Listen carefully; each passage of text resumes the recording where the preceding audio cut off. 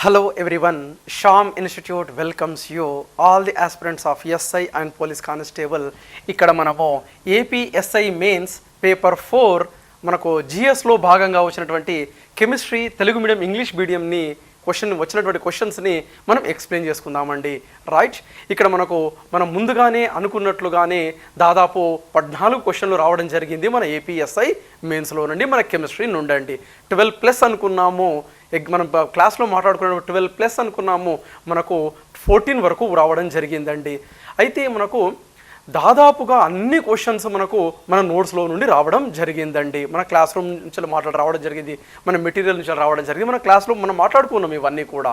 Right, చూద్దాం ఇక్కడ right చూడండి. First the splitting of 5th question అండి. The splitting of spectral lines into various lines under the influence of magnetic field is known as అని అన్నాడు. ఆ వర్ణపట రేఖలు బాహ్య అయస్కాంత క్షేత్ర ప్రభావం వలన చిన్న చిన్న ఉపరేఖలుగా విడిపోవడాన్ని ఏమంటారు అని అడిగాడు. ఇది మనం క్లాస్ రూమ్లో ఎన్నోసార్లు మాట్లాడుకోవడం జరిగింది.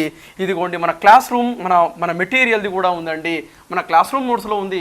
మన మెటీరియల్ పేజ్ నెంబర్ 173లో మనకు చక్కగా కనబడుతుంది. అయస్కాంత క్షేత్రంలో వర్ణపట రేఖలు చిన్న చిన్న ఉపరేఖలుగా విడిపోవటను జీమన్ ఫలితము అంటారు అని. ఇంకొకటి ఏంటంటే మనము ఈ ఎవ్రీ సండే మనము ఒక టెస్ట్ పెట్టుకుంటున్నాం.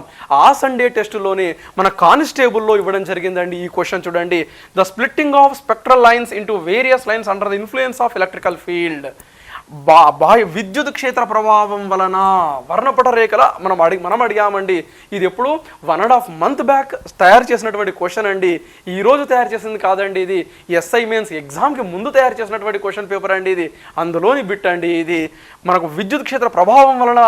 ఎందుకంటే మనం ఎప్పుడైనా కూడానండి, if we are failed in planning, మనం ఎప్పుడైతే మనం సక్సెస్కి ప్లానింగ్ చేయడంలో ఫెయిల్ అవుతామో ఆ ప్రక్రియని దాన్ని ఏమంటారంటే మనం ఏ విధంగా అయితే మనం సక్సెస్ గురించి ప్లాన్ చేయడంలో ఫెయిల్ అవుతామో ఆ సిచ్యువేషన్ ఏమంటారంటే మనము ఫెయిల్ కావడానికి ప్లాన్ చేస్తున్నాము అంటాడండి బెంజమిన్ ఫ్రాంక్లిన్ అనే ఒక వ్యక్తి అండి. అంటే if we are failed to plan we are planning to fail అంటాడండి బెంజమిన్ ఫ్రాంక్లిన్. సేమ్ మనం ఒక న్యూ ట్రెండ్లో భాగంగా దీన్ని ఒక 1.5 month బ్యాకే దీనిని డిటిపి చేయడం జరిగిందండి. 1.5 month బ్యాకే దీనిని మనం రాయడం జరిగిందండి. మనకు మొన్న ఎస్ఐ ఎగ్జామ్లో ఇక్కడ విద్యుత్ క్షేత్ర ప్రభావం అని అడిగాము, ఇక్కడ అయస్కాంత క్షేత్ర ప్రభావం అని అడిగాడండి మన ఏపీఎస్ఐ మెయిన్స్లోనండి. ఇది మన కానిస్టేబుల్ బిట్ అండి, మీరు చూసుకోవచ్చండి. రైట్, చూద్దాం. ఇప్పుడు ఇక్కడ ఏమన్నాడు, అయస్కాంత క్షేత్ర ప్రభావం వలన వర్ణపట రేఖలు వివిధ రేఖలుగా విభజించిపోవడాన్ని ఏమంటారు అన్నాడు. సింపుల్గా ఇలా మాట్లాడుకున్నాం. Magnetic field, magnetic MAG, magnetic MG magnetic అని ఎన్నెన్నో సార్లు మాట్లాడుకోవడం జరిగింది. అనగా 4th option right, Zeeman magnetic అని ఎన్నోసార్లు మాట్లాడుకోవడం జరిగింది. ఇంకా చూద్దాం, ఇక్కడ కూడా మాట్లాడుకోవడం జరిగింది. Splitting of spectral lines into various lines in presence of external electrical field బాహ్య విద్యుత్ క్షేత్ర స్వభావం. విద్యుత్ క్షేత్రంలో ఏముంటాయి ఇప్పుడు 2 ప్లస్ టర్మినల్ను కలిపినట్లయితే స్పార్క్ వస్తుంది. ఆ స్పార్క్ స్టార్క్ ఎఫెక్ట్ అంటారు. అంటే బాహ్య విద్యుత్ క్షేత్ర సమక్షంలో స్పార్కులు వస్తాయి కాబట్టి మనము స్టార్క్ ఎఫెక్ట్ అని గుర్తుపెట్టుకున్నాం. ఈ క్వశ్చన్ రైట్ ఆల్రెడీ మన కానిస్టేబుల్ స్టూడెంట్స్కి ఇది రాయడం జరిగిందండి. యాజ్ ఇట్ ఈస్ అడగడం జరిగింది. ఇక్కడ ఏమీ లేదండి. ఇప్పుడు ఆటమ్ అంటే nucleus, around the nucleus shells ఉంటాయండి. ఇలా according to Niels Bohr N value 1 2 3 4 అలా సూచిస్తాం. 1 2 3 లేదంటే KLMNOP అలా సూచిస్తాం. 1వ కక్షలో గరిష్టంగా 2 ఎలక్ట్రాన్లు, 2వ కక్షలో 8 ఎలక్ట్రాన్లు, ఇక్కడ 3rd షెల్లో 18 ఎలక్ట్రాన్స్, 4th షెల్లో 32 ఎలక్ట్రాన్స్ అలా ఉంటాయని చదువుకున్నాం. అయితే కేంద్రకం నుంచి దూరం పెరిగే కొలది శక్తి పెరుగుతూ ఉంటుందండి. కేంద్రకం నుంచి దూరం పెరిగే కొలది శక్తి పెరుగుతుంటుంది. ఇప్పుడు ఒక తల్లి కోడి ఉంది. తల్లి కోడికి కొన్ని పిల్లలు ఉన్నాయి. ఒకటి దగ్గర, ఇంకోటి కొద్దిగా దూరం, ఇంకోటి ఇంకెక్కువ దూరం, ఇంకోటి ఇంకా ఎక్కువ దూరం. అలా దూరం పెరిగే కొలది ఆ కోడి పిల్ల యొక్క శక్తి పెరుగుతుంటుంది. అలానే ఇక్కడ E1 energy, E2 energy, E3 energy, E4 ఎనర్జీలు ఇలా ఉంటాయి. ఫర్ సపోజ్ మనకు అర్థం కావడానికి ఇది 5 వోల్ట్స్, ఇది 10 వోల్ట్స్, ఇది 15 వోల్ట్స్, ఇది 20 వోల్ట్స్ అనుకుందాం. ఇప్పుడు ఎన్ని ఎనర్జీలు ఉంటే మనకు అన్ని లైన్స్ ఏర్పడతాయి, దాన్ని మనము స్పెక్ట్రమ్ అంటారండి. అంటే స్పెక్ట్రమ్ ఇప్పుడు మనం ఎప్పుడైనా హార్ట్ బీట్ మనం చెక్ చేసుకోవడానికి వెళ్తుంటే మన హాస్పిటల్కి వెళ్ళినప్పుడు మనం సినిమాల్లో చూస్తూ ఉంటాం. మన హార్ట్ బీట్ని ఒక స్పెక్ట్రోమీటర్కి కనెక్ట్ చేస్తూ ఉంటారు. ఇలా ఉంటుంది. ఇందులో ఇలాంటి గీతలు ఉంటాయి, మనం ఇలా చూస్తాం, ఇలాంటివి. అంటే ఎన్ని రకాల ఎనర్జీలు ఉంటే అన్ని గీతలు ఏర్పడతాయండి.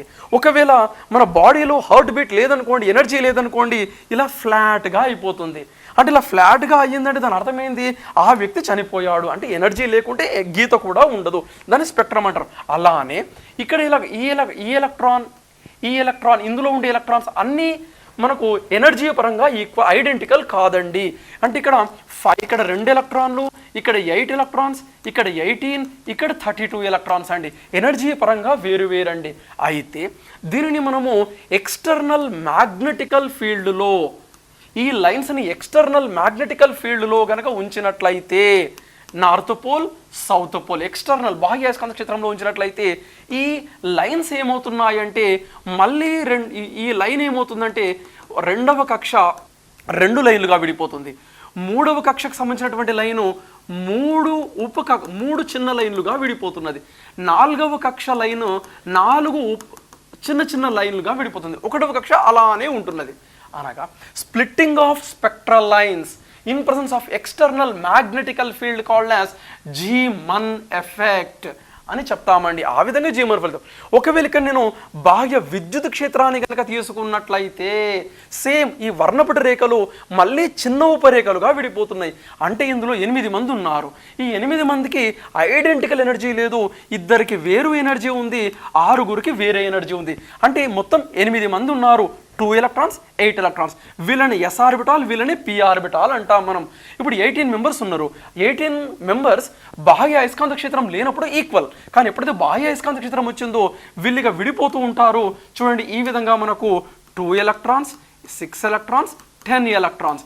వీళ్ళే ఎస్ పి డి, 2, 6, 10, 18 ఎలక్ట్రాన్స్ అంటాం మనము. అంటే 3వ కక్షలో 3 ఆర్బిటాలు ఉంటాయి, ఎస్పిడి. అట్లనే 4వ కక్షలో 4 ఆర్బిటాలు ఉంటాయి, ఎస్పిడిఎఫ్. ఎస్లో 2, పిలో 6, డిలో 10, ఎఫ్లో 14, మొత్తము 32 ఎలక్ట్రాన్స్. మరి ఫస్ట్ షెల్లో ఒకటే ఉంటుంది, ఎస్ ఆర్బిటాల్, అది గోళాకారంగా ఉంటుంది, దానికి మ్యాగ్నెటిక్ గోళాకారం. ఇలా ఎస్ ఆర్బిటాల్ రౌండ్గా ఉన్నప్పుడు మనకు ఏ దిశలో నుంచి మనము మ్యాగ్నెటికల్ ఫీల్డ్ కానీ ఎలక్ట్రికల్ ఫీల్డ్ ఇచ్చినా కానీ పెద్ద చేంజ్ ఏమీ ఉండదు, ఇక్కడ వృత్తాకారం కాబట్టి. అదే మనకి ఇవి డంబెల్ ఆకారం ఉంటుంది కాబట్టి డీవియేషన్ అవుతుంటుంది. ఆ విధంగా ఒక అయస్కాంత రేఖలో, మనకు వర్ణపట రేఖలో బాహ్య అయస్కాంత క్షేత్రంలో చిన్న ఉపరేఖలుగా విడిపోవడాన్ని జీమన్ ఫలితమని, అదే మనకు విద్యుత్ క్షేత్ర సమక్షంలో విడిపోతే దాన్ని స్టార్క్ ఫలితము అని చెప్తూ ఉంటామండి. రైట్, ఈ విధంగా మనకు అంటే 5th క్వశ్చన్కి ఆన్సర్ ఏంటండి? Zeeman effect. 4th option is right అండి. రైట్, నౌ నెక్స్ట్ చూద్దాం. ఇక్కడ ఆల్రెడీ మనకు ఎన్నోసార్లు క్లాస్ రూమ్లో మాట్లాడుకోవడం జరిగింది, ఎన్నోసార్లు క్వశ్చన్స్ మాట్లాడుకోవడం జరిగింది. పేజ్ నెంబర్ 173లో మన మెటీరియల్లో కూడా ఉందండి. రైట్, చూద్దాం. The number of electrons with L = 2. ఎన్నోసార్లు అండి. ఇక్కడ మనకు ఎల్ వాల్యూ, అజిముతల్ క్వాంటమ్ సంఖ్య విలువలు 0, 1, 2, 3 సో ఆన్ ఉంటుందని 0, 1, 2, 3 ఎన్నోసార్లు మాట్లాడుకున్నాం.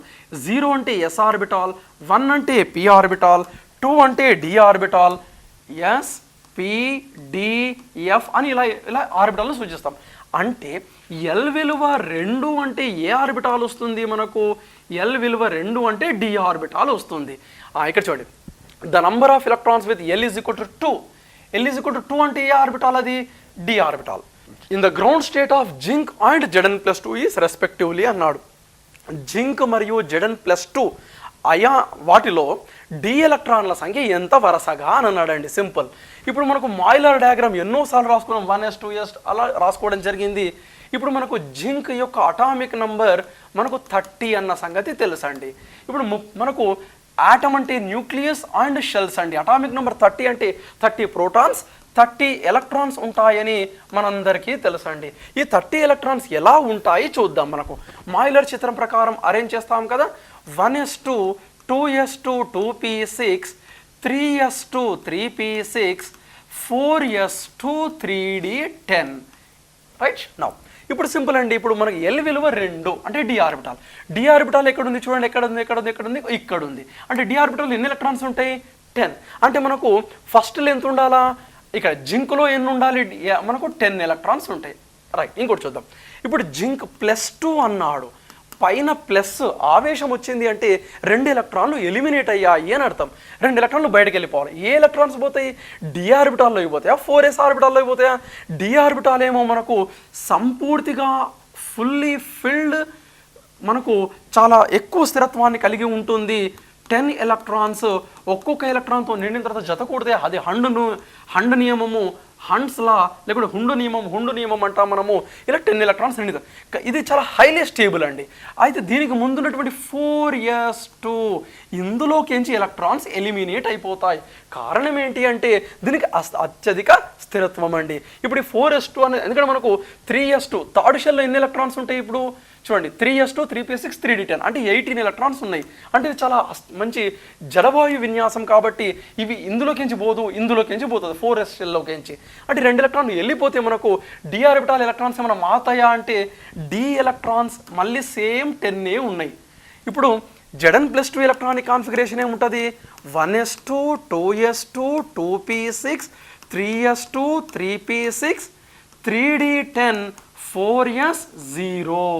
మళ్ళీ డి ఆర్బిటాల్లో 10 ఎలక్ట్రాన్స్ ఉన్నాయి. అంటే మనకు 10, అంటే మనకు సెకండ్ ఆప్షన్ రైట్ అని అర్థమవుతుందండి. రెండింటిలో కూడా 10, ఎందుకంటే ఇది మనకు సింపుల్ చెప్పాలంటే జింక్, కాడ్మియం, మెర్క్యూరీ అన్నవి మనకు 2b గ్రూప్ మూలకాలండి. 2b గ్రూప్ మూలకాలు కాబట్టి మనకు సింపుల్ డి బ్లాక్ మూలకాలు అని చెప్తాం వీటిని. ఇవి మనకు +2 ఆక్సిడేషన్ స్టేట్ని చూపిస్తాయి. ఆ +2 పోయినా కూడా ఇవి డి ఆర్బిటాల్ డి బ్లాక్ మూలకాలు, అంటే డిలో ఉన్న ఎలక్ట్రాన్సే ఉంటాయి ఇక్కడ. కాబట్టి డి బ్లాక్ మూలకాలే. అంటే ఆన్సర్ ఏంటి? 10, అండి. 8ది కాదు, 8ది అంతకన్నా కాదు. 10, అండి ఆన్సర్. ఇది మనం మాట్లాడుకోవడం జరిగింది మన మెటీరియల్లో, మన క్లాస్ రూమ్లో. L=1 p ఆర్బిటాల్, L=2 అంటే L=0 డి మనకు ఎస్ ఆర్బిటాల్ అండి. L=0 yes orbital, గోళాకారం. ఇవన్నీ మనం రాసుకోవడం క్లాస్ రూమ్లో ఉన్నాయి మనకు. రైట్. నెక్స్ట్ ఇది కూడా చూడండి. ఇది చాలా చిన్న క్వశ్చన్ అండి. అంటే అక్కడ మనకు అడిషనల్ ఇన్ఫర్మేషన్ క్వశ్చన్లో ఇవ్వడం జరిగిందండి. మనకు అదంతా చూద్దాం. In the periodic table on moving across a period, మనకు పీరియాడిక్ టేబుల్లో మనకు పీరియడ్లో లెఫ్ట్ టు రైట్కి వెళ్ళేటప్పుడు left to right the polarising power of ions of elements increases. ఇదంతా మనకు అడిషనల్ ఇన్ఫర్మేషన్ అండి. క్వశ్చన్ సాల్వ్ చేయడానికి మనకి ఎక్కడ యూస్ఫుల్ కాదు ఇది. Increases but on moving down A group the polarising power decreases అన్నాడు. మనకు ఇక్కడి నుంచి ఇదేమో లెఫ్ట్ టు రైట్కి వెళ్ళినప్పుడు పెరుగుతుందట, గ్రూపులో టాప్ టు బాటం వెళ్ళేటప్పుడేమో తగ్గుతుందట, డిక్రీజెస్ అట. అయితే ఏంటంటే పోలరైజింగ్ పవర్ మనకు అంతేందుకు చూడండి. ఆవర్తన పట్టికలో మనకు పీరియడ్లో ఎడమ నుండి కుడికి పోయే కొలది మూలకాల ధ్రువణ సామర్థ్యం మనకు మాట చెప్పుకున్నాం మనం, MBPS. సింపుల్ టెక్నిక్ చెప్పుకున్నాం మనము. Metallic property, basic property, positivity, size. ఈ 4 గ్రూపులో పెరుగుతాయి, పీరియడ్లో తగ్గుతాయి. తెలుగులో కూడా గుర్తుపెట్టుకున్నాం మనము, పపద లోక్ష అంటే పరమాణు పరిమాణం, ధన విద్యుదాత్మకత, లోహధర్మం, క్షారధర్మం. ఇవి గ్రూపులో పెరుగుతాయి, పీరియడ్లో తగ్గుతాయి అని మాట్లాడుకున్నాం.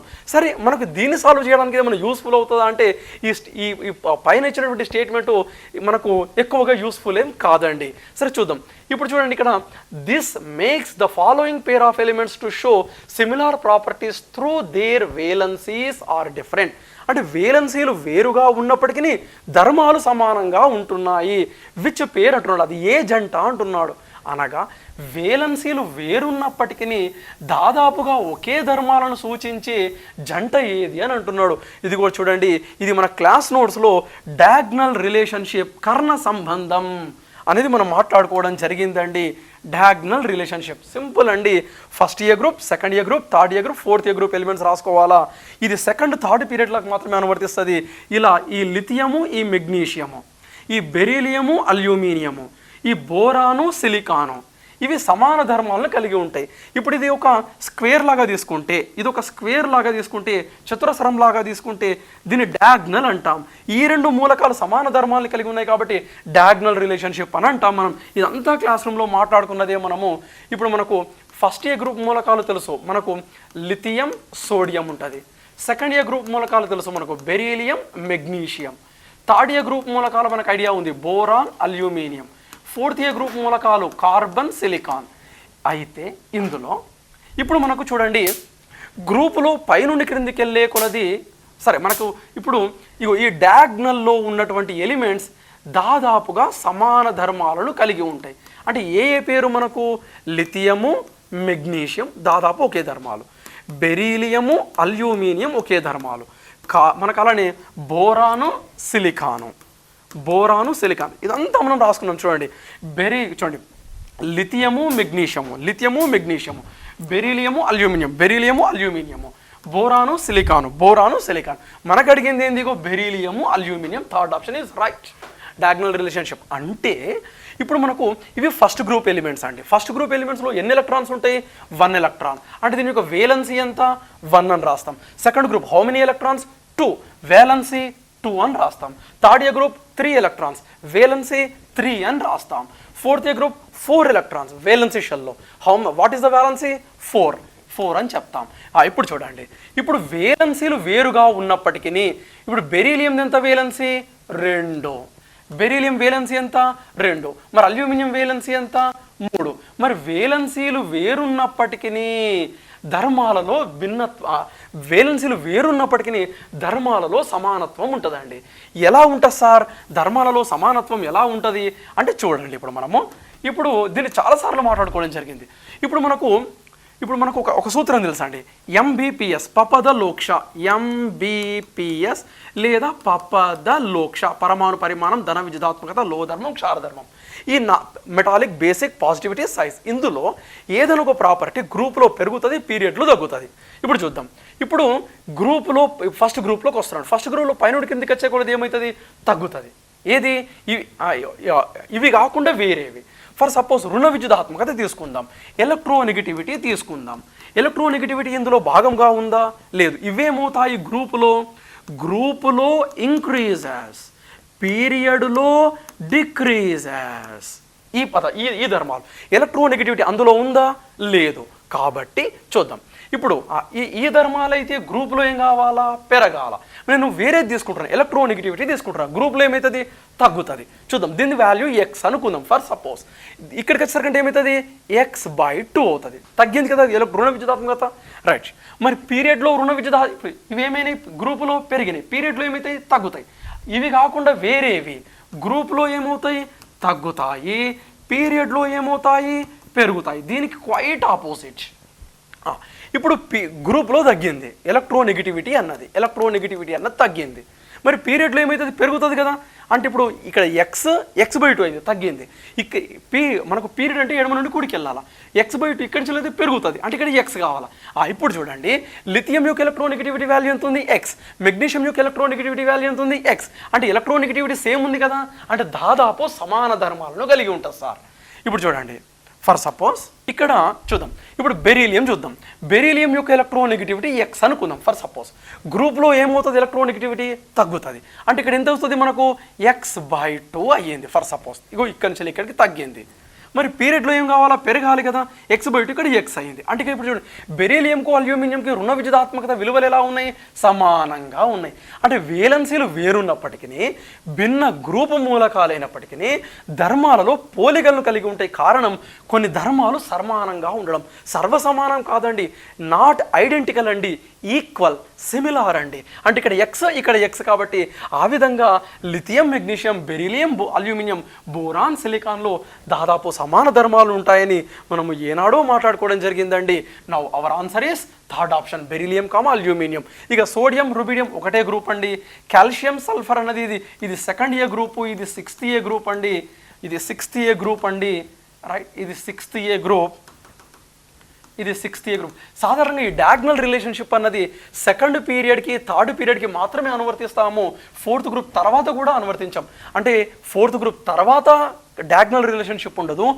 థర్డ్ పీరియడ్ అంటే సెకండ్ పీరియడ్ థర్డ్ పీరియడ్ వరకే ఉంటుంది. ఫోర్త్ పీరియడ్కి మళ్ళీ డయాగ్నల్ రిలేషన్షిప్ ఉండదని ఎన్నోసార్లు మాట్లాడుకోవడం జరిగిందండి మనం. అంటే ఇప్పుడు ఆన్సర్ ఏంటంటే beryllium comma aluminium hour answer అండి. నెక్స్ట్ ఇదైతే మొన్న ఒక 40 days బ్యాక్ అండి, I think so 9th September అనుకుంటాను. 9th September రోజు మనం ఇది నేను ఆ రోజే మాట్లాడుతున్నానండి. ఇది న్యూ ట్రెండ్లో భాగంగా మనం క్వశ్చన్ తయారు చేసుకున్నామండి. NaCl స్ఫటికంలో Cl- యొక్క సమన్వయ సంఖ్య ఎంత అని ఆ రోజు మాట్లాడుకోవడం జరిగింది సార్ మిత్రమా. 9th September రోజు మనం సండే గ్రాండ్ టెస్ట్ రోజు మనం మాట్లాడుకోవడం జరిగింది ఈ క్వశ్చన్ని. యాజ్ ఇట్ ఈస్ మొన్న SI మెయిన్స్ బిట్లో కనబడ్డది. ఘన స్ఫటిక NaClలో Na+ యొక్క సమన్వయ సంఖ్య 6, అదే ఘన పదార్థంలో Cl- యొక్క సమన్వయ సంఖ్య ఎంత అన్నాడు. 6 అని కూడా మాట్లాడుకోవడం జరిగింది. ఆన్సర్ 6 ఆ రోజు కూడా మాట్లాడుకోవడం మనం జరిగింది మిత్రమా. రైట్, ఇక్కడ the coordination number of Na+ in solid crystalline NaCl is 6 అండి. What is the coordination number of NCl- in the same compound అని అంటున్నాడు అండి. సేమ్ క్రిస్టల్ సేమ్ సాలిడ్ అంటున్నాడు. సేమ్ ఆరే ఉంటుందండి. ఆ రోజు డయాగ్రామ్ వేసి కూడా మాట్లాడుకోవడం జరిగింది. ఇలా ఉంటుందండి డయాగ్రామ్. మనం ఒక స్క్వేర్ని కనుక డ్రా చేస్తే ఒక స్క్వేర్ని కనుక డ్రా చేస్తే ఇప్పుడు దీని యొక్క NaCl యొక్క స్ట్రక్చర్ని మనం మాట్లాడుకుంటున్నామండి. NaCl యొక్క స్ట్రక్చర్ ఇక్కడ అలా నేను కొద్దిగా ఎక్స్టెన్షన్ చేస్తానండి. నేను కొద్దిగా ఎక్స్టెన్షన్ ఇలా ప్రతిదాన్ని మనం ఎక్స్టెన్షన్ చేసుకోవచ్చు మిత్రమా. రైట్, అలానే మనకు నేను NaCl స్ట్రక్చర్ను డ్రా చేస్తున్నాను మిత్రమా. ఇలా ఉంది ఫర్ సపోజ్. రైట్, ఇందులో ఈ బ్లూ కలర్తో రాసేవి Na+ అయాన్స్ అనుకుందాం మిత్రమా. ఇవి బ్లూ కలర్తో రాసినవి Na+ అయాన్స్.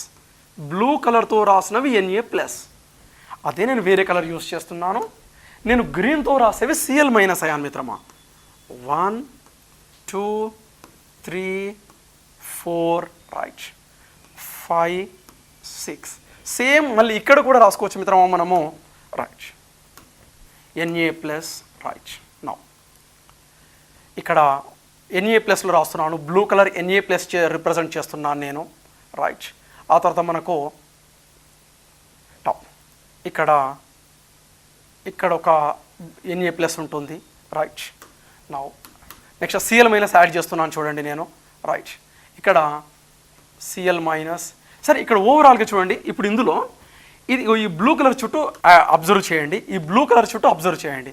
ఇది బ్లూ కలర్ ఎవరండి? ఇప్పుడు మనం సేమ్ ఇప్పుడు కింద కూడా మనకు ఇవి ఉంటాయి కదా. రైట్, ఈ కింద కూడా మనకు చూడండి ఇలా. రైట్, ఇప్పుడు ఈ బ్లూ కలర్ Na+ అండి. ఇది బ్లూ కలర్ Na+. దీని చుట్టూ ఎన్ని Cl- అయాన్లు ఉన్నాయి చూడండి. ఈ Na+ చుట్టూ గ్రీన్ కలర్ ఒకటి ఉంది, ఇదిగో 2 ఉంది, ఇదిగో 3 అండి, ఇదిగో 4, ఇదిగో 5 అండి, ఇక్కడ ఒకటి వస్తుందండి 6. అంటే ఇక్కడ ఓవరాల్గా దీని చుట్టూ ఎన్ని ఉన్నాయండి? 6 Cl- అయాన్లు కనబడతాయండి మనకు. ఆ విధంగా మనకు NaCl మనకు ఎంత ఉంటుంది అంటే 6గా చెప్తామండి మనం. రైట్, ఆ విధంగానండి. నా దీన్ని మనము FCC అంటారండి, ఫేస్ సెంటర్డ్ క్యూబిక్ సెంటర్ అంటారు, స్ఫటికము అంటాం మనం. రైట్, ఇంకోటి చూడండి. ఇదైతే మనకు చాలా ఎన్నోసార్లు క్లాస్ రూమ్లో మాట్లాడుకోవడం జరిగిందండి. Which one of the following process is not suitable for purification extraction of the given metal అన్నాడు. క్రింది వానిలో ఏ లోహ సంగ్రహణ చర్య, లోహశుద్ధి ప్రక్రియ క్రింద ఇచ్చిన లోహానికి వీలు పడదు అని అన్నాడు. మనం ఒక టేబుల్ ఫార్మెట్లో రాసుకున్నాం చూడండి. ఇక్కడ థర్డ్ వన్ టైటానియం, ఇక్కడ జింక్, కాడ్మియం, మెర్క్యూరీ, వెండి, నికెల్, సీసం అనే మల్లం ఉన్నప్పుడు, ప్యూర్ వెండి ఉన్నప్పుడు ఇలా టేబుల్ ఫార్మెట్ రాసుకోవడం జరిగింది. ఈ లెక్కించే క్వశ్చన్ తయారు చేసినట్టు డైరెక్ట్గా ఎన్నోసార్లు టేబుల్ ఫార్మెట్ మన గ్రాండ్ టెస్ట్లు, మన వీక్లీ టెస్ట్లు, మన రైట్ మాస్టర్ అంటే చాలా టెస్ట్లు పెట్టుకుంటాం కదా, మనం అన్నిట్లలో కూడా మనం ఈ క్వశ్చన్ ఎన్నోసార్లు మాట్లాడుకోవడం జరిగిందండి. చూద్దాం. ఫస్ట్ చూడండి, purification of nickel using carbon monoxide by Mond's process. చూడండి, నికెల్ ఎక్కడ ఉంది? నికెల్ మాన్స్ విధానం. ఎస్, ఫస్ట్ స్టేట్మెంట్ రైట్ అండి. First statement right. మనకు అడిగింది ఏంటండి? నాట్ సూటబుల్, వీలు కానిది గుర్తుపట్టాలి మనము. రైట్, చూద్దాం. ఇంకా చూడండి, second, purification of zirconium using van Arkel process. చూడండి, జిర్కోనియం అంటున్నాడు, టైటానియం, జిర్కోనియం. ఇక్కడ చూడండి, థర్డ్ వన్ టైటానియం జిర్కోనియం, దీనికి కింద 1 ఉంటుంది, అల్యూమినియం రాస్తాం, నెంబర్ 2 రాస్తాం ఐరన్. అల్యూమినియంకి ఏం రాస్తాం మనము, right, Bayer's process, Serpeck's process, Hall Heroult process, Hoopes process, గుర్తుందా? ఐరన్కి ఏం రాస్తాం మనము, సెకండ్ టేబుల్ ఫార్మేట్లో సెకండ్ వన్ ఏం రాస్తాం మనము, ఐరన్ది ఓపెన్ హర్త్ ప్రాసెస్, మనకు సైమన్ మార్టిన్ ప్రాసెస్, అలానే మనకు సిడి ప్రాసెస్ అని కూడా మనం మాట్లాడుకోవడం జరిగిందండి. రైట్ సార్, ఇక్కడ మనకు purification of zirconium using van ఆర్కెల్ process, ఇది ఎన్నోసార్లు మనం క్లాస్ రూమ్లో మాట్లాడుకోవడం జరిగింది. టైటానియం జిర్కోనియం వ్యాన్ ఆర్కెల్ విధానం ద్వారా, అంటే ఫస్ట్ స్టేట్మెంట్ రైటే, సెకండ్ స్టేట్మెంట్ రైటే, థర్డ్ స్టేట్మెంట్కి వద్దాం. Cinnabar is roasted in air and heated to extract mercury. సిన్నాబార్ను గాలిలో భర్జనం చేసి, వేడి చేసి మెర్క్యూరీలో అని సంగరిస్తారు. ఎన్నోసార్లు మాట్లాడుకోవడం జరిగింది. భర్జన ప్రక్రియ, భజన చేయడం అని కూడా మాట్లాడుకోవడం జరిగింది. రోస్టింగ్ ప్రాసెస్ అంటాం మనం ఇలా కూడా మాట్లాడుకున్నాం.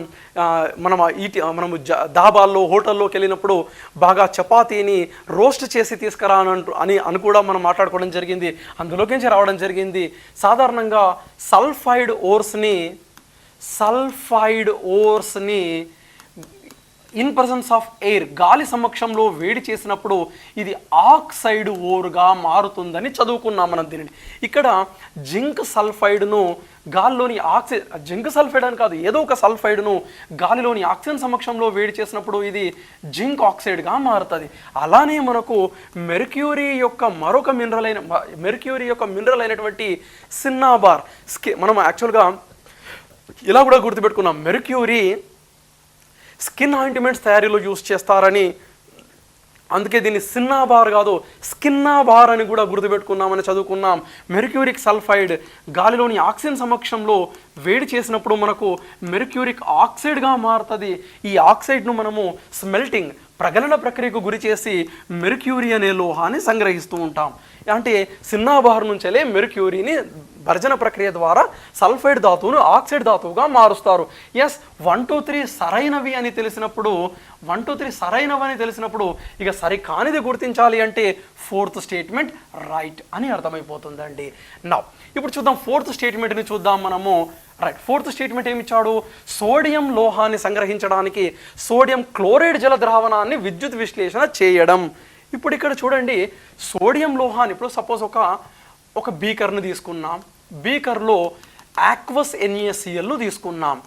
అంటే మనకు ఆక్వస్ NaCl అంటే మనకు బ్రైన్ ద్రావణం అంటారు, ఉప్పు ద్రావణం, ఉప్పు ప్లస్ నీళ్ళని కలిపితే వచ్చేదే ఉప్పు ద్రావణం. దీన్ని బ్రైన్ ద్రావణం, BRINE అంటారు, బ్రైన్ ద్రావణం అంటారు. అంటే ఇందులో వాటర్ కూడా ఉంటుంది. అంటే ఆక్వస్ NaCl అంటే H2O కూడా ఉంటుంది. అంటే ఇందులో ఎవరెవరు ఉంటారు చూడండి, మనకు సోడియం క్లోరైడ్ అంటే Na+ ఉంటుంది, Cl- ఉంటుంది. H2O ఉంది అంటే ఇందులో H+ ఉంటుంది, OH- కూడా ఉంటుంది. రైట్, ఇప్పుడు ఏమన్నాడు, ఆక్వస్ NaClను ఉపయోగించి మనకు సోడియం లోహాన్ని సంగ్రహించవచ్చా అని అన్నాడు. ఇది కదా మన క్వశ్చన్. మనకు తెలుసు చాలాసార్లు ఈ మెటలర్జీ లోహ సంగ్రహణ శాస్త్రం అనే చాప్టర్లో రియాక్టివిటీ ఆఫ్ మెటల్స్ మాట్లాడుకోవడం జరిగింది. చర్యాశీలత తగ్గే క్రమం potassium, calcium, sodium, magnesium, aluminium ఇవి అధిక చర్యాశీలత అన్నది. జింక్, ఐరన్, టిన్, లెడ్, హైడ్రోజన్ ఇవి మాధ్యమిక చర్యాశీలత మూలకాలని. కాపర్, మెర్క్యూరీ, సిల్వర్, గోల్డ్, ప్లాటినంకి ఇలా చర్యాశీలత తగ్గే క్రమం అని ఎన్నోసార్లు మాట్లాడుకోవడం జరిగింది. ఇప్పుడు చూడండి, ఇప్పుడు సోడియం, ఇక్కడ 2 ఎలక్ట్రోడ్లను ఉంచుతాం. మరి ఇప్పుడు సోడియం లోహాన్ని సంగ్రహించాలంటే సోడియం పోయి కూర్చోవాలా. మరి సోడియం పైన ఏముంది ప్లస్, H మీద కూడా ఏముంది ప్లస్. మరి ఇద్దరు ప్లస్లు ఉన్నప్పుడు ఎవరు వెళ్ళి ముందు కూర్చుంటారు? ఎవరికి రియాక్టివిటీ ఎక్కువ ఉంటే వాళ్ళు వెళ్ళి కూర్చుంటారు ముందులో. ఇప్పుడు ఎవరికి రియాక్టివిటీ ఎక్కువ ఉందో చూడండి, ఫస్ట్ Na+గా హైడ్రోజన్గా ఎవరికి రియాక్టివిటీ ఎక్కువ? సోడియంకి రియాక్టివిటీ ఎక్కువ. మరి సోడియంకి రియాక్టివిటీ ఎక్కువ అన్నప్పుడు ఇది అంటే ఇక్కడ పైకి వెళ్ళి ఎలక్ట్రాన్ తీసుకొని సెటిల్ అయిపోవాలా. మరి చూడండి, Na+ Naగా మారుతుందా, H+Hగా మారుతుందా? అంటే ఈ రెండిట్లలో ఎవరికి అన్స్టేబిలిటీ ఎక్కువ అంటే Na+కి అన్స్టేబుల్. అంటే Na+ ఎప్పుడు అంటే ఇప్పుడు Naగా ఉంటుందా Na+? చూడండి, NaNa ప్లస్. ఇందులో ఏది చర్యాశీలత ఉన్నటువంటిదండి? Na ప్లస్లలో ఏది చర్యాశీలత ఎక్కువ అంటే Na ప్లస్కి ఎక్కువనండి. అంటే ఇక్కడ మనకు Na ప్లస్లలో ఏది అంటే సోడియం ఇలా ఉండడానికి ఇష్టపడుతుందా, ఇలా ఉండడానికి ఇష్టపడుతుందా అంటే ఇలా ఉండడానికి ఇష్టపడుతుంది, ఎందుకంటే దాని చర్యాశీలత ఎక్కువ. మరి అదే ఇంకోటి చూద్దాం, H ప్లస్ దేనికి చర్యాశీలత ఎక్కువ? H ప్లస్లలో చూడండి, ఇందులో ఈ టేబుల్ ప్రకారం చూసినట్లయితే మనకు ఇక్కడ H ప్లస్ ఈ రెండిట్లో ఏది ఈజీగా అవుతుందంటే ఇదా అంటే ఇదిగా మారడానికి ఇష్టమండి. ఎందుకంటే ఇప్పుడు సోడియం హైడ్రోజన్ రెండిట్లో తీసుకుంటే సోడియం ఇక్కడ ఉంది, హైడ్రోజన్ ఇక్కడ ఉంది. ఎవరికి రియాక్టివిటీ ఎక్కువ? సోడియంకి. కాబట్టి సోడియమే ప్లస్గా మారడానికి ఇష్టపడుతుంది. హైడ్రోజన్ కన్నా సోడియమే ముందు ఎలక్ట్రాన్ కోల్పోతుంది, అంటే పార్టిసిపేట్ అవుతుంది, రసాయన బంధాలలో పాల్గొంటుంది. హైడ్రోజన్తో పోలిస్తే సోడియంకి చర్యాశీలత ఎక్కువ, అనగా బంధాలలో పాల్గొంటుంది, అనగా ప్లస్గాను మైనస్గాను మారుతుంది. అంటే NAగా ఉంటుందా, Na ప్లస్గా ఉంటుందా అంటే Na ప్లస్గా ఉంటుంది. మరి అదే H చూసినట్లయితే H ప్లస్గా ఉంటుందా, Hగా ఉంటుందా అంటే Hగా ఉంటుంది. ఎందుకంటే రెండిట్లో ఎవరికి చర్యాశీలత ఎక్కువ? సోడియంకి. చర్యాశీలత ఎక్కువ కాబట్టి Na ప్లస్గా మారుతుంది. హైడ్రోజన్కి చర్యాశీలత తక్కువ కాబట్టి H ప్లస్ Hగా మారుతుందండి. ఇప్పుడు చూద్దాం. ఇప్పుడు ఇక్కడ ఈ ద్రావణంలో Na ప్లస్ ఉంది, H ప్లస్ ఉంది, Na ప్లస్ ఉంది, H ప్లస్ ఉంది. ఎవరికి చర్యాశీలత ఎక్కువ? Na plus. కాబట్టి ఇది ఇలానే ఉంటుంది. అప్పుడు H ప్లస్ వెళ్ళి కలుస్తుంది, అంటే H ప్లస్ వెళ్ళి హైడ్రోజన్ గ్యాస్ని రిలీజ్ చేస్తుంది. అలానే క్లోరిన్ వెళ్ళి ఇక్కడ క్లోరిన్ గ్యాస్ని రిలీజ్ చేస్తుంది. కానీ సోడియం వెళ్ళి డిపాజిట్ అవుతుందా అంటే కాదు, ఎందుకంటే దానికి అధిక చర్యాశీలత. అది ద్రావణంలో ఉండడానికే ప్రయత్నం చేస్తుంది, అంటే ప్లస్గా ఉండడానికే ప్రయత్నం చేస్తుంది. అంటే ద్రావణంలో రసాయన సమ్మేళనంలో అంటే ప్లస్గాను మైనస్గాను ఉండే ప్రయత్నమే చేస్తుంది Na ప్లస్ అన్నది. ఎందుకంటే Na ప్లస్కి అధిక చర్యాశీలత కాబట్టి ద్రావణంలోనే ఉంటుంది, అనగా ఇది పోయి డిపాజిట్ కాదు. అనగా ఆక్వస్ NaClని మనకు NaCl ద్రావణాన్ని ఉపయోగించినప్పుడు ఇక్కడ హైడ్రోజన్ గ్యాసు, ఇక్కడ క్లోరిన్ గ్యాస్ డిపాజిట్ అవుతాయి, కానీ మనకు సోడియం మెటల్ వచ్చి డిపాజిట్ కాదు. అనగా ఈ ఫోర్త్ స్టేట్మెంట్ రాంగ్ అండి. సోడియం లోహాన్ని సంగ్రహించడానికి సోడియం క్లోరైడ్ జల ద్రావణాన్ని ఆక్వస్ సొల్యూషన్, ఆక్వస్ అనగానే నీరు ఉంటుంది, నీరులో ఎవరుంటారు? H plus. అలానే మరి సోడియం అంటే సోడియం పైన ప్లస్ అండి. మరి ఇప్పుడు ఈ రెండిట్లలో సోడియంకి ఎక్కువ చర్యాశీలత, అంటే సోడియం ప్లస్గా కాంపౌండ్గా మారడానికి ఇష్టాన్ని చూపుతుంది.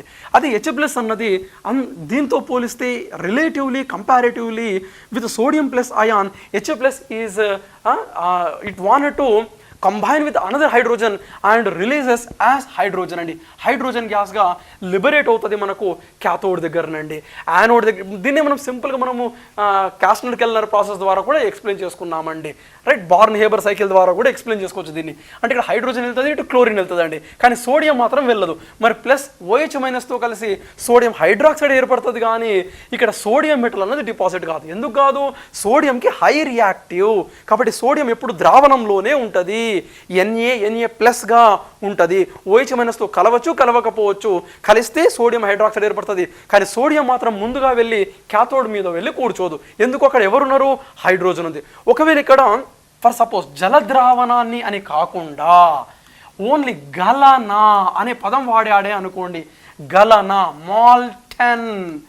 మాల్టెన్ గలన NaCl అని వాడినట్లయితే, గలన NaCl అంటే ఏంటి? ఇప్పుడు ఫర్ సపోజ్ NaCl ఉప్పు తీసుకున్నామండి, ఉప్పును డైరెక్ట్గా వేడి చేసినాం అనుకోండి, నీళ్ళు కలపలేదు, ఏం కలపలేదు, డైరెక్ట్ వేడి చేసినప్పుడు అది మెల్ట్ అవుతుంది కదా ఒక టెంపరేచర్ దగ్గర. ఆ సోడియం క్లోరైడ్ని డైరెక్ట్ వేడి చేయడం వలన ఎటువంటి నీళ్లు కలపకుండా డైరెక్ట్ వేడి చేస్తే మెల్ట్ అవుతుంది కదా. ఇప్పుడు గోల్డ్ను వేడి చేస్తే మెల్ట్ అవుతుంది కదా, అలానే సోడియం క్లోరైడ్ స్ఫటికాలను తీసుకొని నేరుగా వేడి చేసినప్పుడు ద్రవీకృతం అవుతుంది కదా, ఆ ద్రవాన్ని గలన NaCl అంటారు. అప్పుడు గలన NaCl కనుక తీసుకుంటే అక్కడ వాటర్ అనేది ఉండదు, కాబట్టి Na+ వెళ్ళే అక్కడ కూర్చుంటుంది, అప్పుడు సోడియం డిపాజిట్ అవుతుందండి. కానీ ఇక్కడ మనం గలన NaCl అనలేదు మిత్రమా, ఇక్కడ ఆక్వస్ NaCl అని అన్నాడు. ఇక్కడ ఆక్వస్ వాడినాడు కాబట్టి H+ ఉంటుంది, కాబట్టి H+ వెళ్ళి డిపాజిట్ అవుతుంది. కారణం H+ అన్నది మనకు అన్స్టేబుల్ అండి, కాబట్టి వెళ్ళి డిపాజిట్ అయిపోతుందండి.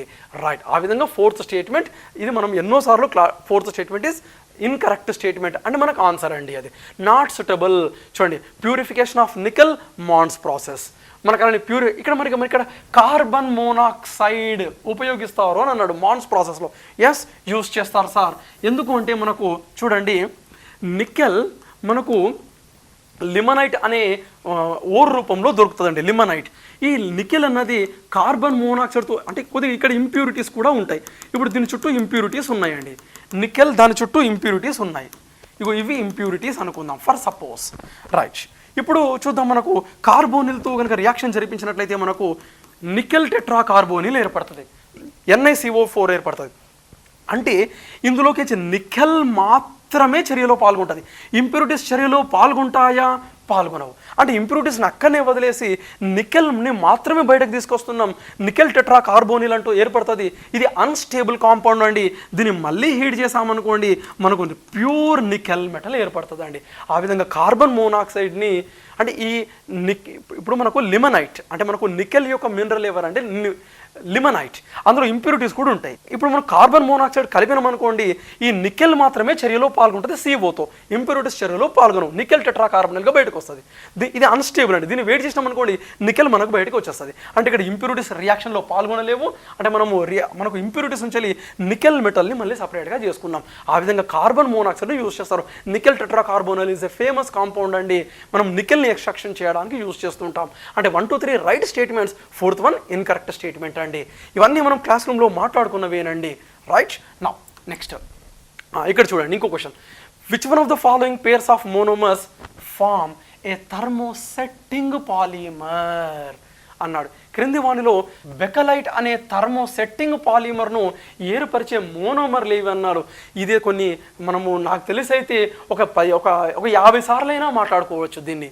అంటే ఇక్కడ మనకు బెకలైట్ సాధారణంగా ఎలక్ట్రికల్ స్విచ్లు, ప్లగ్లు, ప్రెషర్ కుక్కర్ హ్యాండిల్ తయారీలో యూజ్ చేస్తామని మాట్లాడుకోవడం జరిగింది. ఫినాల్ ఫార్మాల్డిహైడ్ దీని యొక్క మోనోమర్లు అని.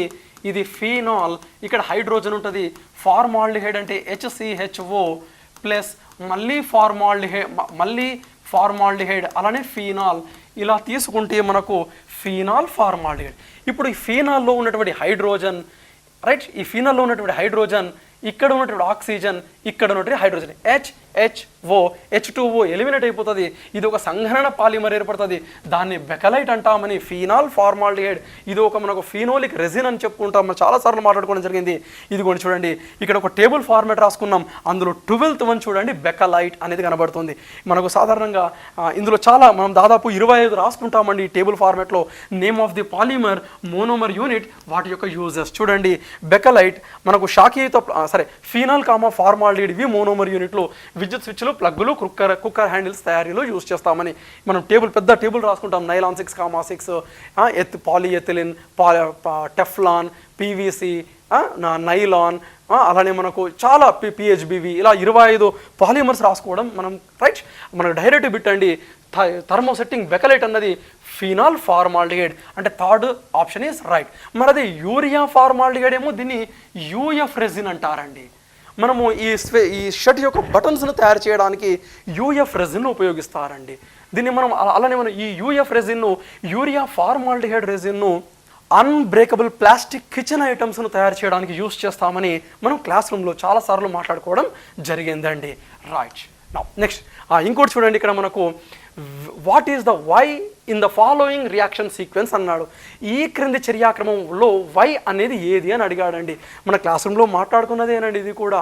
రైట్, అందుకే చెప్తున్నాను, యాక్షన్స్ స్పీక్ లౌడర్ దాన్ వర్డ్స్. డైరెక్ట్ చూడండి, మీకు ఇది ఎప్పటిదో నోట్స్ అండి, ఒక 1.5 year బ్యాక్ నోట్స్ అండి. మనకు ఈ క్వశ్చన్ ఏమో మనకు జస్ట్ నిన్న సండే రోజు జరిగినటువంటి ఎగ్జామ్లో బిట్టండి. అంటే మనం యాక్షన్స్ స్పీక్ లౌడర్ దాన్ వర్డ్స్, ఎందుకంటే మాటల కన్నా ఇలాంటి చేతలే మనకు కరెక్ట్గా చెప్తాయి. అది మన షామ్ ఇన్స్టిట్యూట్ మీకు అందరికీ తెలుసు, బైకి బై ఆల్మోస్ట్ క్వశ్చన్స్ మనకు మన నోట్స్లో నుంచి కనబడడం, మన మెటీరియల్లో నుండి కనబడడం, మన క్లాస్ రూమ్ టీచింగ్లో నుంచి కనబడడం మనం చూసుకోవచ్చు స్క్రీన్ పైన. ఇక్కడ చూద్దాం, ఈ క్రింది చర్యాక్రమంలో వై అనేది ఏది అని అన్నాడండి. సింపుల్ అండి. ఇక్కడ ఏమి ఇచ్చాడు మనకు, సరే దీనికి పోయే ఉందండి.